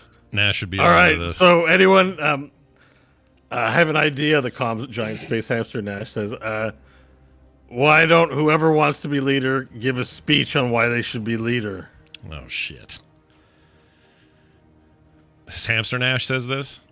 Yeah. Okay, we'll let White. I'll say White Robe Nash. You mediate and decide who does what and how. I prefer Holy Nash, thanks. Oh, well, actually, why don't we just put him in charge? Holy Nash seems pretty cool. I trust him. Lose the election. He's just like, nah, it's not for me. Based on what he's wearing alone. He's wearing white. He can float. He's good. Jesus. He clearly wants what's in our best interest. Well, Giant Hamster Nash, he looks to you and says, "Actually, I think, yeah, what kind of Nash should we call you? Like this Nash, this world's Nash?" No, just call me. Oh, I hadn't thought of that. Call me Dragon Nash because I think that's what sets me apart. I'll call you Hamster Nash. I prefer Eye Patch Nash, but that's fine. I'm Hamster too, I guess. That makes sense. It doesn't matter. I don't have an ego about these things. Okay, so I think I agree that Holy Nash is probably the holiest of us and probably best. I don't want to do a vote anymore. I agree that Holy Nash should be the leader. And I'll go, all right, everybody in favor of Holy Nash leading this charge. All the Nashes with their hand up, including Holy Nash. My little other hand, boop, extra vote. Yeah. All right, it's Holy Nash then. Nash would I'm glad much we prefer settled that. That was really bugging me. It was a question that was just, how do we organize? But Holy Nash, what should we do? Well, since Dragon Nash, this world belongs to him, I think he probably should still act on behalf of all of us at like meetings and stuff. That way we don't have to go to them. That's a great idea. Everyone sort of nods their head along. Like, yeah, I like that. And, maybe if it's bugging the elves, maybe we should just find something different to do. Anyone know any good games? Anyone have a VCR? Dragon Nash, any VCRs in your world? Not anymore. They were at the solar mines. That's the last I saw one, and it was very Do you have any board games? No. I mean, you could take some rocks versus fruit peelings and play chess or something. Oh, and all the Nashes go, oh, all at once in the canyon. You can hear it echo all the way up.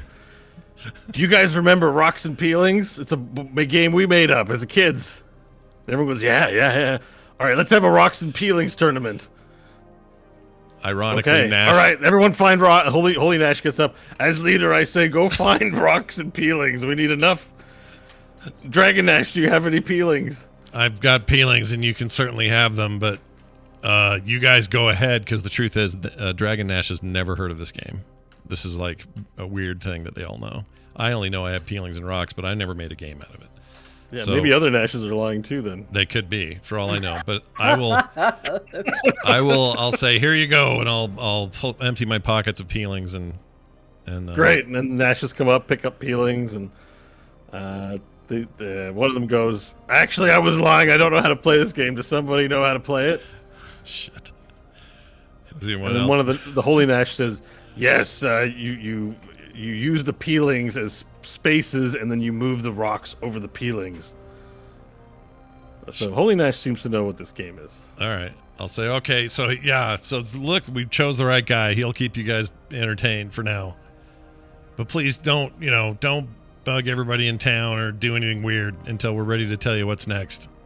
I promise you'll all get taken care of. Hamster Nash looks at you and says, it's good to know there's other good Nashes out there. And then the hamster comes in for a hug. So dragon hamster hug? So yeah, there's a giant space hamster and a dragon hugging in the canyon. All right. Cool. I hope Varel has a really good view of this. I'm done watching. It got good for a second there, and then Holy Nash had to go and ruin it. Yeah. All right. I will complete the hug process, and then I will take off vertically. And all right, we'll wait here until you have a need for us to to get this principal guy once and for all. Yep. And I'll say no worries, and I'll hover up against the skyline and head back over to where my friends are looking. Do you help Varel, or do you make Varel climb up the cliff wall? Oh, Varel, grab on if you want to ride. No, I'm done. Thank you. I'm good. Climb of my own strength. All right, I'll fly up there and land in the area of where Hope and Stanley are. And if all looks clear, well, I'll stay dragon for a while until we're going somewhere where I can't fit. The elfin chauffeur is sort of looking at you slack, John. And if we're going back, I'll fly home. Like I don't need any of that. Okay. I hate this is just to get a piece of Nash, but this works for me, Scott, as well. So full disclosure, if I ever do anything where a thing takes a bunch of power to do it, and I do it and I realize, oh, I'm not really going to need it the way you would normally need it, I will still use it for as long as I can. So like a fire or like almost anything I'll do this with. So it's also happening below because rocks and peelings have kind of just turned into this like dare, and the Nashes are throwing the rocks at each other's heads. They've been trying to raise shield spells and see if it still hurts or not, and they're all kind of trying. Great. Yeah. I will put my back to that and get ready to go wherever we're going next. All right. Nash takes off back to to the main camp. Hopefully does not terrorize people. And Elf looks to you guys and says, all right, well, thank you for calming them down. I suppose we can head back now. Yeah, I guess we can get to the war council now that... the war council's not quite started till dawn tomorrow morning, but you need your rest. Yes. And we have someone else who has actually been asking for you. So let's go. Yes? I want to see my kids. What? You're gone. You're not. What? Oh, that's right. That's right. All right, and as Varel gets back into the speeder and climbs up the side of the cliff, you guys take off again. While we go, Stanley's going to ask Varel what happened. Because I'm assuming I didn't hear it. I just saw Nash descend, turn into a dragon, him fight a hamster for a minute, then him hug. Varel, what exactly did he do? Nash failed. Oh.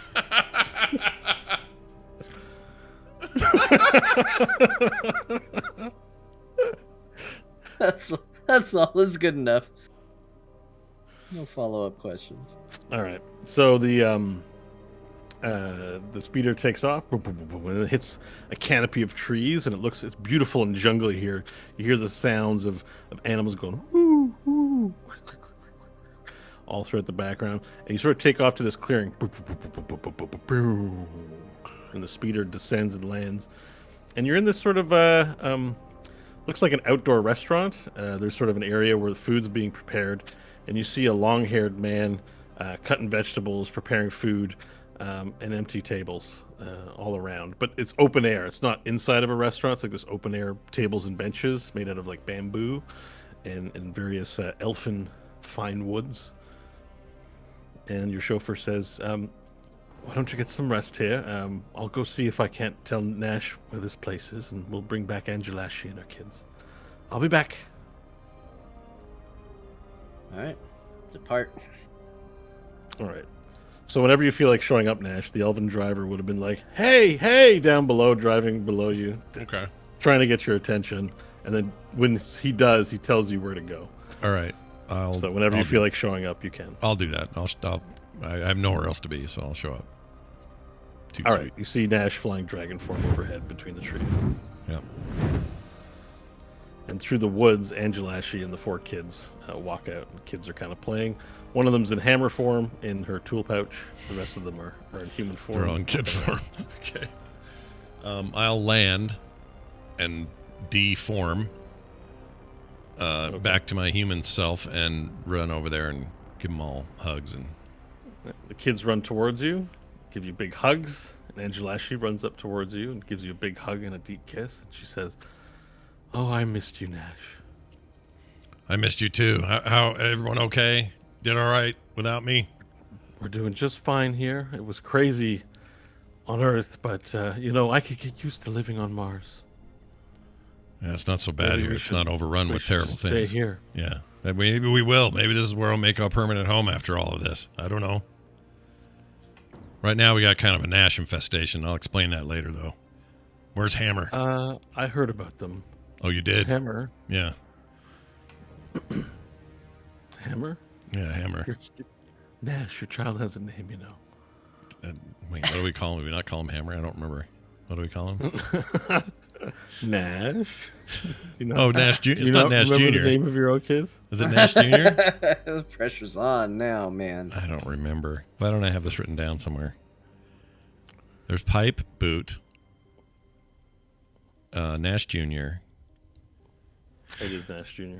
Oh, that's Nash Jr.? I Well, forgot hang on. Nash. There's Pipe, Boot, Fork, and Nash Jr. Fork. That's the other one. Wait, what does Nash Jr. turn into? Well, they can turn into. He doesn't turn He into doesn't do anything. anything. That's what I'm saying. Does he suddenly have hammer power? Hammer Town Oh, power? that's. Yeah. Oh, Yep, he's the Okay. hammer now. I'll go. Wait, the hammer's Nash Jr. How did this? I didn't know Nash Jr. could do this. Well, Nash Jr.'s a late bloomer, but she's finding her way too.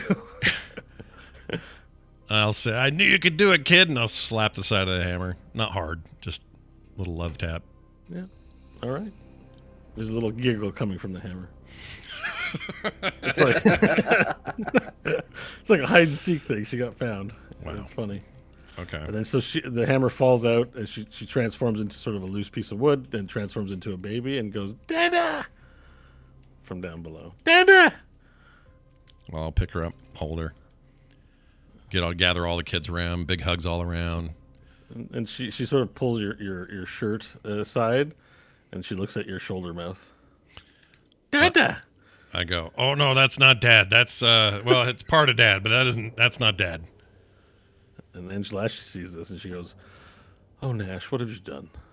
I didn't do it. I don't know why it's there. He you want to say anything? I'll say to it. Hello. See, he's just who like am I, me. Who am I saying things to? This is my wife, Angela Ashley. These are my kids. I'll name them all off. I guess you're part of their lives now, so be nice. Wait, does that make her my wife too? I'll look at her. I thought I was your wife. No, hell no. Not even close. I'll look at Angela Ashley for what she would say to such a thing. Like, what do you want to do about this extra mouth? He's just Kind there. of takes a hand up to her temple and starts rubbing it. Just like, I don't know. I feel a headache coming on. I have to think about it. Well, I promise he'll stay in line. And you know what that means? I'll look at the mouth and go, I'm putting tape over you while I'm making out with my wife later tonight. Why? You're not joining in. You're a separate thing. Look, I feel like I want to be a part of it, even though I don't know what making out is. Is that when you don't? make things outside? Yeah, sure. That's exactly what it means. So when the tape comes, just know that's what's happening. Oh, I trust you, Nash. All right. I'm pulling my shirt up again, and I'll kind of hide Did it. you give me a name? I can't remember my name. I can't remember either. What did we call him? Did we? Sprout. Sprout. That Yeah, was Sprout. Yeah. it. Your name is Sprout. I'm Remember. Sprout. Oh yeah, this is Sprout. I'm Sprout, everyone, says the shoulder. And I say he sprung out of nowhere. That's why we call him that. We're still working on why, and who knows if he'll be here forever or not. No offense, Sprout, but we'll see. Okay. All right, Nash. Well, why don't you talk with your friends a bit, and I'll take the kids to play in the forest, and we'll come back for dinner. Okay, that sounds good. And I'll. Amantha Lodar says you're to be meeting the High Council tomorrow morning, so I have you all to myself tonight, and the kids. Okay, now that sounds good. All right. Well, I guess I'll see you when I see you. All right. And I'll So the flick three the of- mouth. I'll flick the second mouth just because I'm irritated with him. Just a little dink. Just for. Ow. Yeah, it's fine. Maybe don't I speak think up that's- next time. what's Only the- talk what do when you I call tell you that? to It talk. didn't feel nice. Listen, talk when I tell you to talk. Okay, just keep the only thing you are, which is a mouth, shut until I tell you to say things. Jeez, so mean. Yeah, and sort of the hand sort of behind your head as you say that to him. The hand gives the mouth the middle finger. The baby arm. Just rubs it in and gives him the middle finger. That's good. We gotta haze him. He's new here. Gotta give him can't be easy coming in. You gotta earn your keep. Yeah. And hearing this conversation, the long-haired man at the cooking station turns around and says, "Oh my God, it cannot be! Friends, you are back!" And you turn around, you see the long, wistful hair now, no longer short, of Charlemagne. "Everyone, it has been so long since I've seen you last. Oh my God, Stanley, look at you. You have a mustache now." No, I Wait, don't. do you have one? No. But people see what they want to see in you. Well, yeah, to a degree. And They you see look more, features that are attractive. You have a mustache, maintenant, and I also see that you are using a gloss, a blush now, perhaps. You look very fair, very posh. The benefits of being the leader of the elves And you are leader of all these elves? Why did you say nothing when you came to eat with us? That Well, is it's- very, very humble of you. is relatively new. Hi. And Vorel, good to see you again. A pleasure. And Ope. Hello, Ope. Hope will nod. Ope. And look who it is. It is Nash, the crazy bandage man. Yeah, hi. I remember you just fine, I'll say. I feel like I have died and gone to heaven, but I know I am not in heaven. No, but sacrément, I am on Mars. How is this possible? It is It is, a very good question. How did this happen? Well, I found the liberators. They said, come with us. We will keep you safe. And then they met some people in the navette spatiale, and there I am in outer space. Oh my, Cynthia could not believe it. She was mad at me. She said, "Is this your idea of keeping you and your nephew and niece safe?" But as it turned out, it's quite peaceful on Mars. Anyway, friends, would you like something to eat? Would you It like to? sounds vaguely like Cookie Monster to me. And I don't know why. I don't either. I do have change. I do have change, Stanley. Don't laugh at my accent. I was doing the Hillmaster, so I'm gonna have a hard time doing French instead of Hillmaster because I just want to do Hillmaster for some reason. It's been a while, these characters. But voyons donc, it's nice to see you again. Well, Whatever happened at the teat? Did you guys beat the Guzzle gang? We had to leave before it got too hot there. Yes, we did. Look, a lot has happened. It's been a long time. Yeah. So, there's considerable amounts to get caught up on. Certainly, and I know you are so busy. You are like the king of this place. Technically true. Yes, well, allow me to make you a fine meal before you have your busy day tomorrow. That'd be lovely. Stanley You looks name it, around. I make for you. What would you like to eat? You know, this is only my second time on Mars. Whatever you got that you think is good. All right, I'll make you, oh, let me see here. A pâté chinois, how about that? Sounds like a thing. All right. And for you, my big lizard friend, what can I make for you? Would you like some I forget what you like. I'm sorry. It has been it's been a crazy month. I've missed your coffee.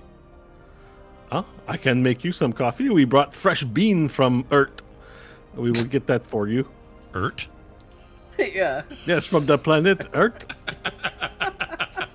I don't think a French guy would say Ert. Ert? But I like it. Don't change it. It's awesome. Ert. Welcome to Well, Ert. it's not just French. It is a Quebecer accent. Mm. Maybe they say Earth. I think so. I spend much time with the francophone in Quebec. They don't talk like Patrick Beja from France there. It's a bit different. Mm.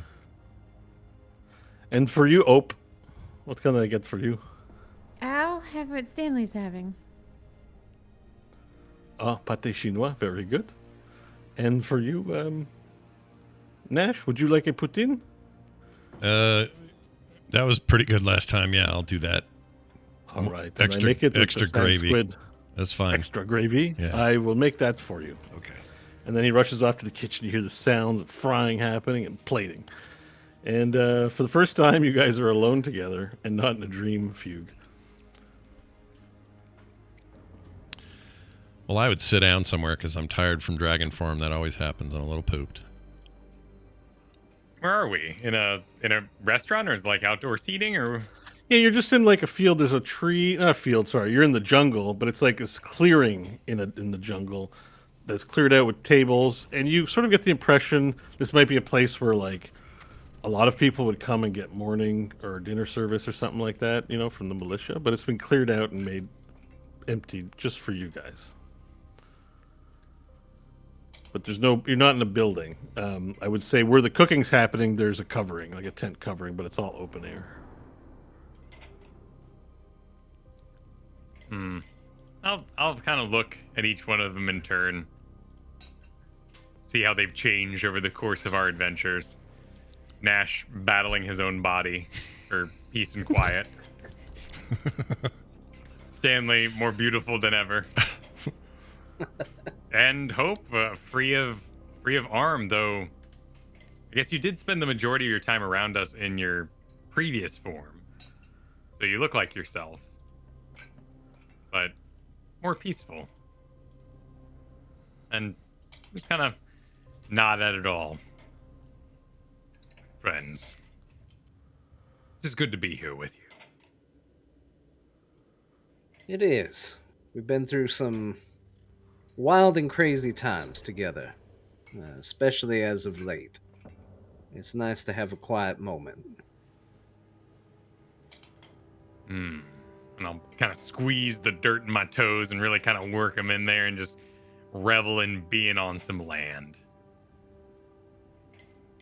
I kind of feel like this whole journey has been relatively unpredictable, but I think in some ways it feels like we are coming to a point where, one way or another, we are going to succeed or fail together gloriously. And I don't know what comes next, but I'm happy I'm here to see it. Yeah, me too. I agree. It'll be a pleasure to join you all in the epic battle that is to come. Plus, they're bringing us food tonight. This will be great. The what? Food. We're getting food. The pus? Well, no. Oh, what did you order? I don't know what you ordered. Oh, what'd you say first? What's the first word? Food. No, the word before that. We're getting some food. Oh. That just seems like such a normal statement from you. I figured there was more meaning. I'm just excited. Normally, there's not food waiting for us when we're done with some big battle or whatever, even though it was just sort of me and the hamster. But if you count all that other stuff we just got done with, plus that dream, it's nice. Nice to feel home again. Speaking of the dream, the last thing I remember... Well, you said what was the last thing we remembered before the You fluffing? were battling sandwiches. Yeah, you were battling the sandwiches, but Nash exploded into a pile of flames after the, trying to break out of the dream by hitting himself. Oh no! I mean, what was the moment before we found ourselves in the dream? The moment before. Oh, it was you had departed on the ship. You were with Yunyan on the top of the ship, and I had mentioned to you that she had just there wasn't really an explicit invitation, but just an implicit invitation to go to her room. But she just offered to. You guys laid down together. I don't know if you processed exactly what that meant or not, but you participated. So it's open to your interpretation. Stanley. Mm-hmm. Your protector, your guard. Yeah. She is odd. You know, I think everybody's odd in one way or another. Why do you say that? I fear in her old age she has become confused. In what way? I work to protect her from your, scandalous ways. Mm-hmm. And it seems she has imposed upon me feelings. Yes. She takes great comfort in the holding of hands. Yes. It is long and sweaty. Mm-hmm. And then she wished to abed with me. Oh, really? What Yes. happened? The bed was warm and confusing with many fabrics. Yeah. Well, how did you feel? Not about the pageantry, Varel, but I mean, look, you like burying yourself in sand, sure. But didn't you enjoy the company? It was inconvenient. Mm-hmm. In particular, she requested a sort of arm hold, which would be better accessible by a one-armed man.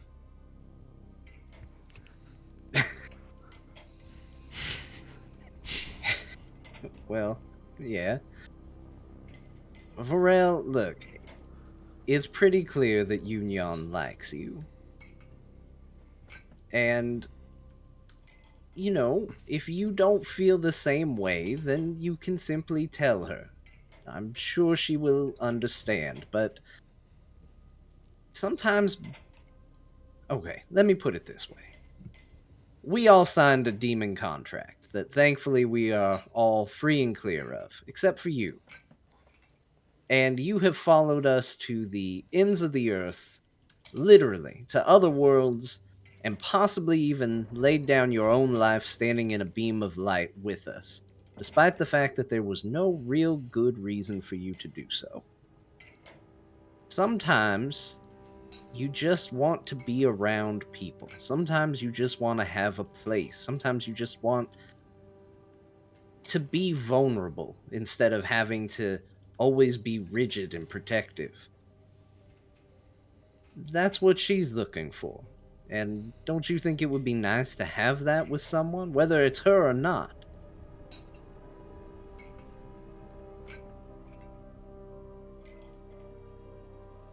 It's an unglorious prospect. Alone in our most recent adventure, I have gained several titles, including Most Wanted of the Dread Pirates, The Victorious Dreamer, Entomber of the Maggot Lord, and Cannoneer of the Principal's Face.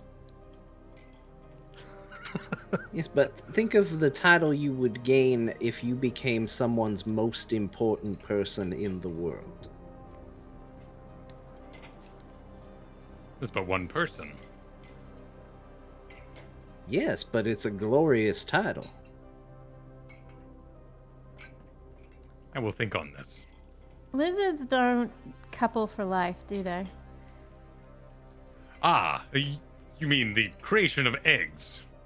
Or just staying together with that person for the rest of your life.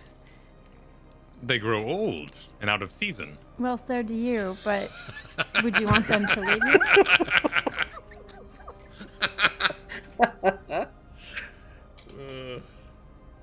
If I'm able to retain titles such as these, I shall attract a new mate at a time. Yeah, so you guys only... Do you even stick around to raise the brood? Or do you leave? Why would I? It emerges fully functional, unlike the human babe which suckles. You've seen my women. They have no teats of which to suckle. There's no need for attachment. There's training, and there is feeding and regurgitation at times.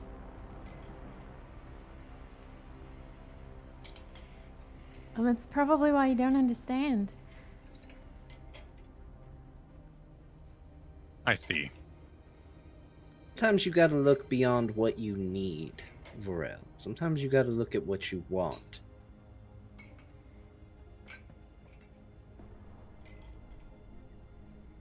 what I want. All right, what do you want? I wish to stand victorious on the field of battle versus the principal.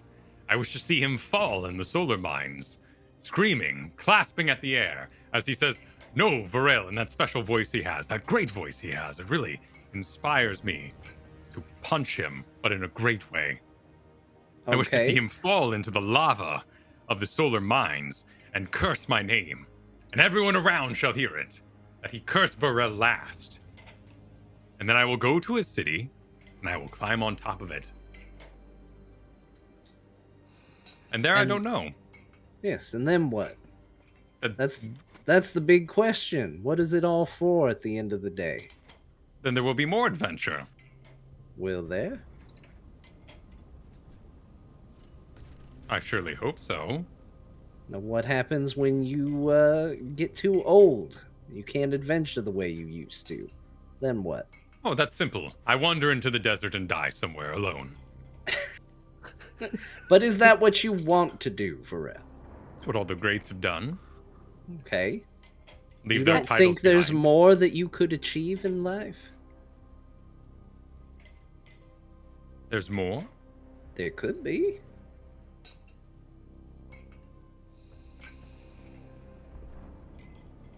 Your lineage, Varel. Oh, I'm familiar with this. When you have large dogs and small dogs, they don't always make medium dogs. Sometimes the dogs don't align, and I wouldn't align with you, Young, so this is a waste of my time. Yeah. Yeah. Then make sure she knows that. Okay. I will inform her. As you're having this conversation, very quietly and very professionally, Charlemagne has placed plates in there, and nobody's even really noticed because you're so ensorcelled in this conversation. But he then speaks up and he says, "You know, I know something of what they are talking about, Forel. If you would permit an old man his 2 cents. I have known your kind to have lain with those of the fairer race. It is not impossible, I would say. They make for fine, beautiful children of both strength and softness. It's an odd Just mix. something for you to consider. For me, Charlemagne, I consider love a battlefield of a kind. And while it seems like you are very strong in fist, you are quite the coward when it comes to the battle of love. I'd say he just doesn't know. Just sounds like that his people don't really do that. Oh no, I've listened to this conversation while you were having it. Every time you ask him these questions about love, he avoids the answer, and instead talks about his conquest on the battlefield. That sounds to me like the words of a coward. He looks at you. I wouldn't do that if I were you. I mean, Look, now, Varel is my friend, and just because he is too timid and afraid to open up to more than basic needs, that's no reason to go and call him a coward. He's a very brave lizard. There's just some things that he's just incapable of. It's fine. Oh, no. I am not saying he has not been accomplished. Certainly, I have lived through my fair share, and I'm proud to say I have taken care of my sister and her 2 children. But I am still afraid of Spider. Just because I do a good job of taking care of my family does not mean I am a coward when it comes to Spider. And it would seem to me that this love is Forel's Spider. I think we're saying the same thing. Varel just has a severe deficiency in one area. He's very strong in all the others and extremely weak in one area. But we all have that muscle we don't like working out. Anyway, it is not my place to upset you, but sometimes, to be a good friend, you have to challenge your friend and call them on their bullshit. bullshit. Anyway, I go. Please enjoy your dinner. And I did not mean to upset so much. Bonsoir. Watch him walk away and... Fine, Stanley. Tell me the location of this muscle, and I shall work it out. That's exactly the problem, Varela. It's not a physical muscle. It's an emotional one. It's opening yourself up to be vulnerable. You are a fierce and hardened fighter. You are all about strength and leave no area for weakness. But caring about another person is exposing weakness willingly, because you have trust and faith and care that the other person will take care of that weakness and enhance it, and enhance you in turn. Look at Nash. He's a moldy foot of a human being. And yet he is surrounded by people who adore him and call him Papa, and the most adorable little children that turn into objects you would ever see. It's because he's worked out the muscle of the heart and his feelings, and he came to terms with that. And now he has a brood of his own to look after him and carry on his legacy. One even carries his name. Yeah, so when Nash dies, he doesn't die, in a sense. So that's why No. you would have children, to carry on your name, your memory. People celebrate you after you've passed. But when Nash dies, he turns into a heart that has legs. Yeah, but eventually he's gonna really die for real, though. I just picture Nash stopping eating his poutine like, wait, what? I think I'd just keep going. Just keep eating. Listening to this. I see. And it doesn't have to be Yunyan, but, you know, the two of you do seem to get along in the right ways. Lineage, then.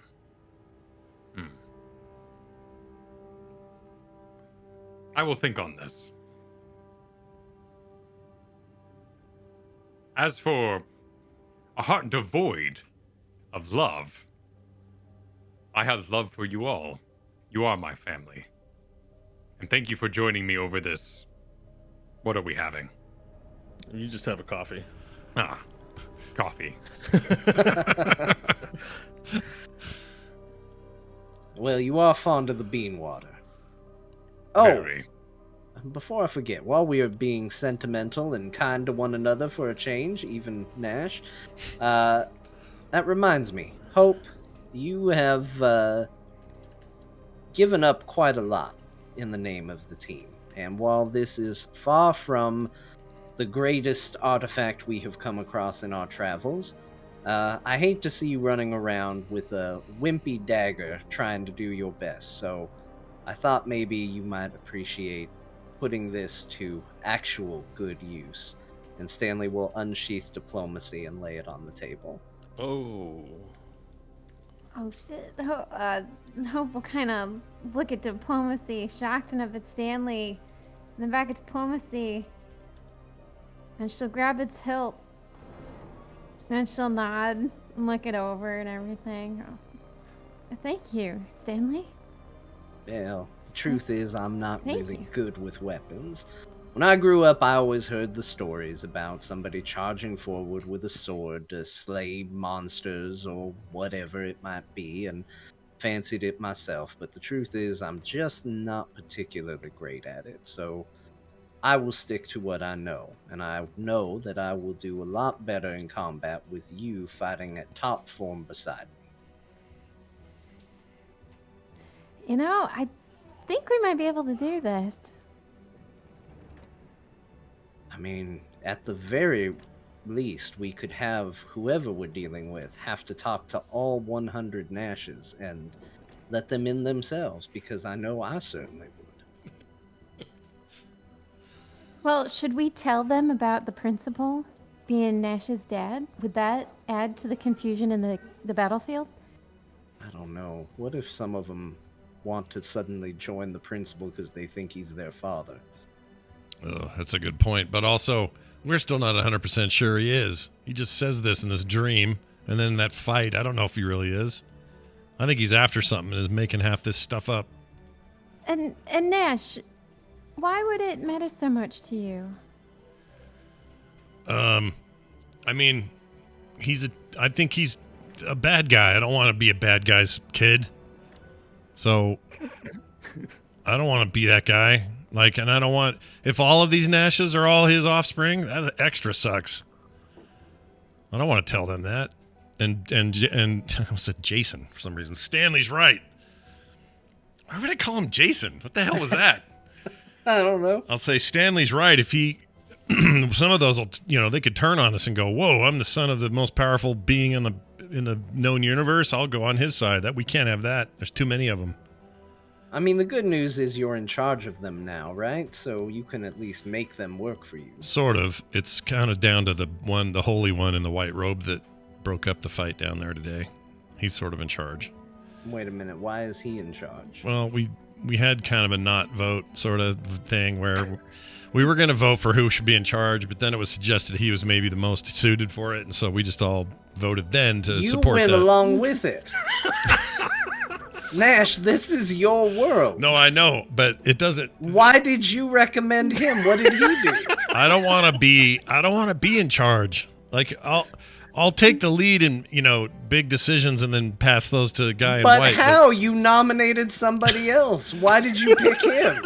Because he seems better at this. I'm not a leader. I'm not What someone. did he do that made him so appealing? He broke up a fight between a giant hamster and a dragon.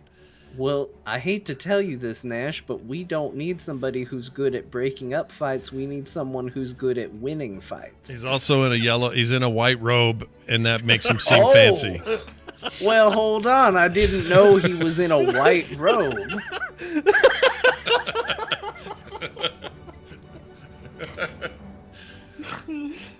This is an excellent point. We should color coordinate our Nashes. It's fine with me. I don't want to be in charge of this. I don't want to be in charge of anything. Or we get a very large sheet like a spider's nest. You've seen this, yeah? You squash the spider's nest and they all run in different directions. That is the Nash. We put them all in one big sack and drop it on top of the solar mine. When they emerge in their many directions, they cause chaos.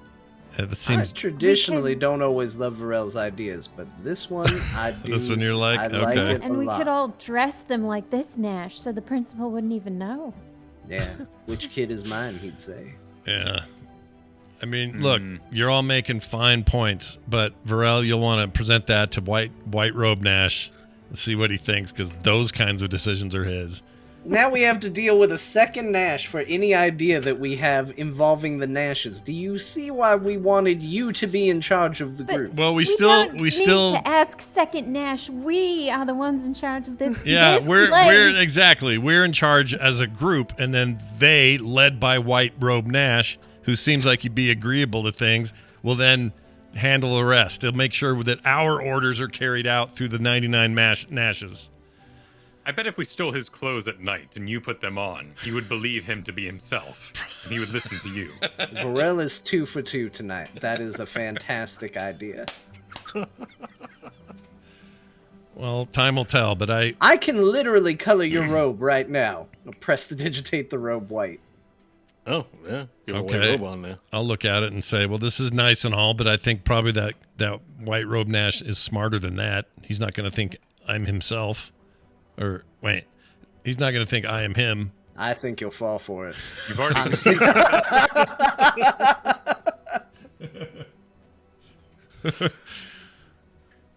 All right. Well, it's up to you. I can go and reassert myself, but it feels like we have an ally in him. He seems like he's on our side.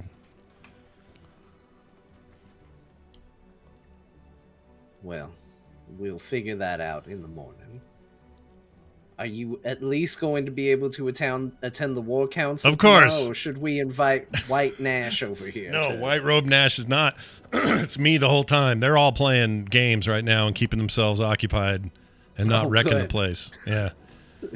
They're waiting for us to tell them what to do. So in essence, that means we're still in charge. And I mean we, not just me, all of us. To that note, and I'll turn to Hope, what is the nature of the hand that the principal took? Magical. It's evil. There's a voice, but it didn't want the principal to take it. So it seemed scared. It was never scared before. So I don't know what's going on with that. It's got some spells. There's a really bad one. Deals a lot of damage. Could probably kill a lot of people with one hit, but it needs sight to do so. If he can't see you, he can't use it. There's the teleport I used. And that's all I can remember right now. It also has a limited amount of magic each day. So it can't be used all the time. At least when it was on me. And you're well without it? Yeah, I feel alive again. It is good to have you with us again in that capacity. Yeah, it's good to be back. Okay, I will take your plates, everyone. And Charlemagne moves around and picks up the plates. And there's a little rustling in the bushes, and Admiral Chrysorius walks through the foliage. Sidley Prime, heroes of the wastes. If you would come with me, please. There's I've already spoken to Angelashi Dash. Don't worry. But we need to get you equipped with what you're going to need for the big day tomorrow. Word is it's going well already with Tungsten. They should have the Triangle Sphere prepared by tomorrow, and we can be off to war by tomorrow's eve. Tomorrow's War Council will be important, but first, we need to equip all of you. If you'll come with me, please. All right. I'll follow Go him. with them. As we get up, Hope will turn to Nash. Like, Nash, going back to the dad thing, regardless of if it's true or not, he doesn't have to be your dad just because he says so. You're the only However- one that can allow him to do that. And you don't have to if you don't want to. But if you believe this, everything you said about having children is false because they can believe they're not your dad eventually, and there's no victory in this. That's a very good point, Pearl. In the end, you need to decide if you're the one who wants to have eggs or not. But I don't think he's my dad. This is going to have to be proven before I believe any of this. I'm gonna need to see some DNA. Yeah. But if you do believe it, why would that change anything, Nash? Because I think this is typical of our shared enemy, where he is making things up to get an advantage. He wants to know where the machine is. He doesn't care about all the familial stuff he said. I just don't think he is my dad. If he is, I have no problem, kicking him in the nuts. It's fine. We'll fight him. We'll take him down. I don't have any. There's no reason to not still do all we can do to take him down. So it doesn't matter. But I still don't think he is. I think he's full of it and has other motives. Hope will nod with a smile.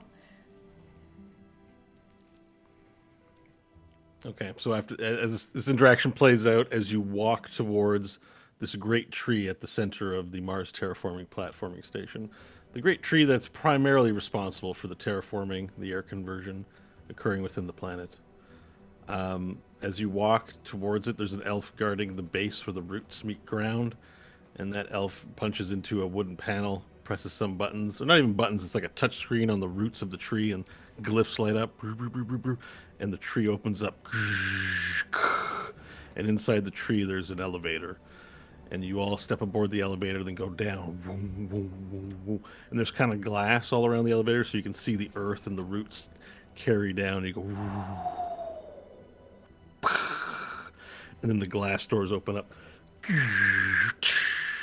and then this great cylindrical room stands before you, and there's several elves in doctor's robes in an office, and a glass like office up on the top side. In the center of this room, there's like a doctor's kind of bed with leaning like 45-degree angle, and it has straps and chains to hold the person in, and there's this large, from the ceiling, a large amount of metal instrumentation, looking like 8 to 12 different arms pointing down towards this bed.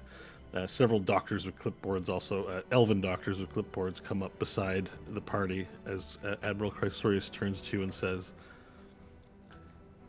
"We've been hard at work on this old technology we salvaged from El Handar before its explosion while you were away. Before you is the augmentation cylinder. We've taken all of our knowledge of neuroscience and biology and applied this effort towards this machine. If you so choose, we can tailor your genetic structure in ways that would best suit you for this final war with the principal and his forces. What this would allow you to do is to rewrite the knowledge of your mind in some way. If there's some magical knowledge, some ability that you don't have, that you need to have, we can perform this surgery tonight." And the implication would be that you can swap out spells, you can swap out class features, or choices about your character, but not your race and class, necessarily. Or subclass. And as we approach the end of the show, I don't need a decision right in this moment. You have a week to think about what you might like to change. In addition, the process will also allow you to level up. Oh. Very nice. So, assuming everyone wants to take the option, you will be able to level up. In addition to that, because you're going to make that choice, Admiral Chrysorius also brings you to Technology Bay and provides you with a few options. One is you can get any +2 magical item weapon of your choosing, as well as armor. But the catch is you got to look. It's El Handari style armor. You're going to be dressed in black with gray stripes. So Varel in particular may not wish to wear much of that. However, there are enhanced magical weapons available of your choosing. Just consult the guide. Anything +1 or +2, but nothing like named or special, but just, augmented weapons. In addition, I want everyone to add a rejuvenation syringe, I guess you could call it, a booster to your kit. These are rare boosts that they were only able to prepare 4 of, and it's basically long rest in a can. Oh, nice. You jab that thing into your leg, and you get the benefits of a long rest. Is this a named thing? The one caveat is there's a known side effect of life shortening that goes along with it, and you may live 5 years less having taken it. Oh. But oh boy, who knows? That's their estimated cost of it. However, given that you may need a rejuvenation in the battlefield, and there won't be a long rest to take, possibly in a long drawn-out war, you have this as an option. Is this a named thing, or is it just No, just write it down. Rest in a can. On use, long rest takes 5 years off your life. Okay. All right. And I'll make sure we're refreshed about these things when we start next week, or I'll add them to your character sheet between weeks.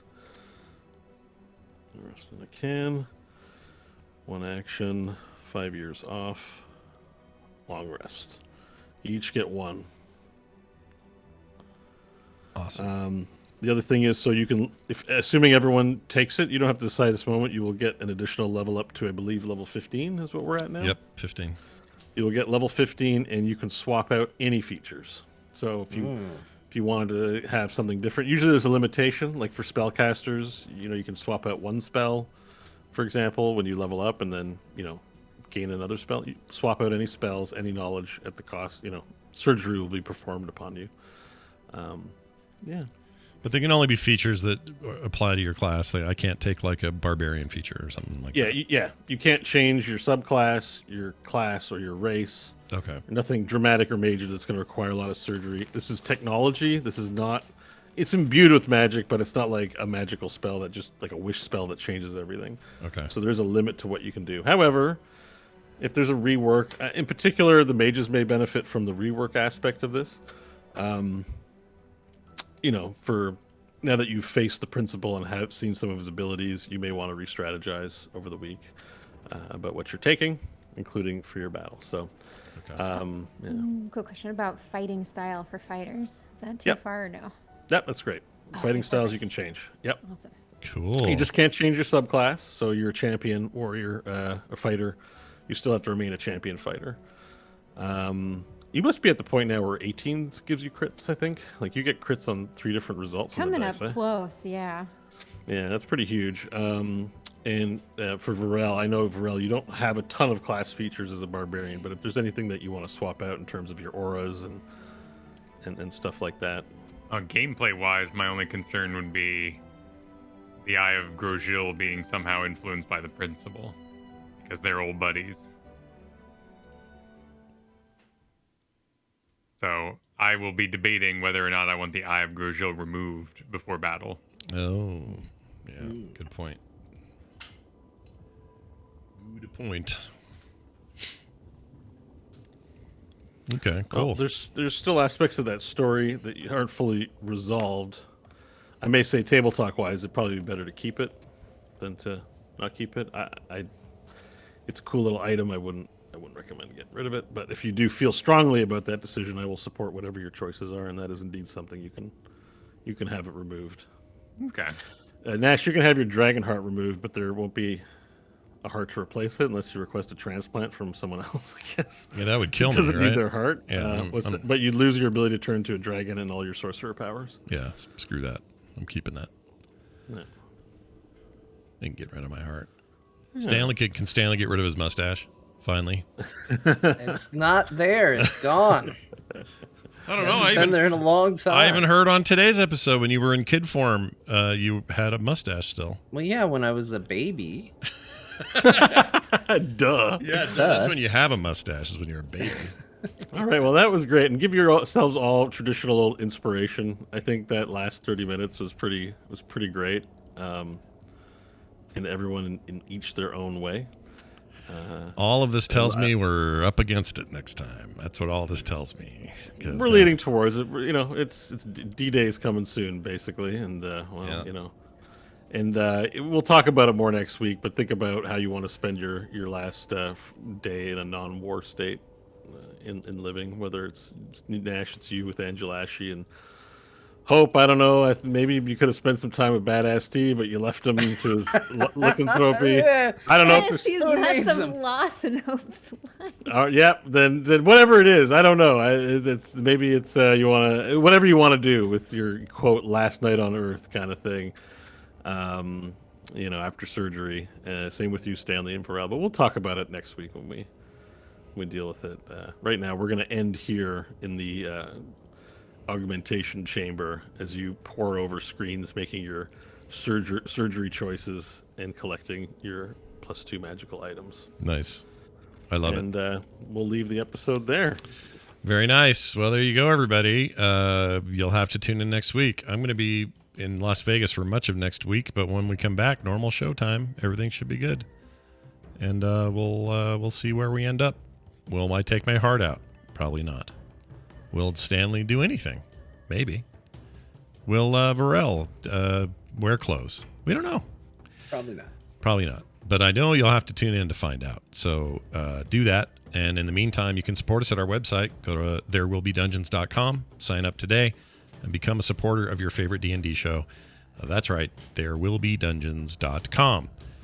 You can find contact information there as well for emails and Twitter and all that other stuff. So please visit and enjoy. That is going to do it for us, for me, for Kyle, for Kristen, for Bo, and for John.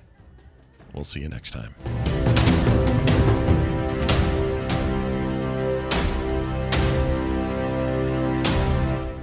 This show is part of the Frog Pants Network. Frog Pants Network. Get more shows like this at frogpants.com.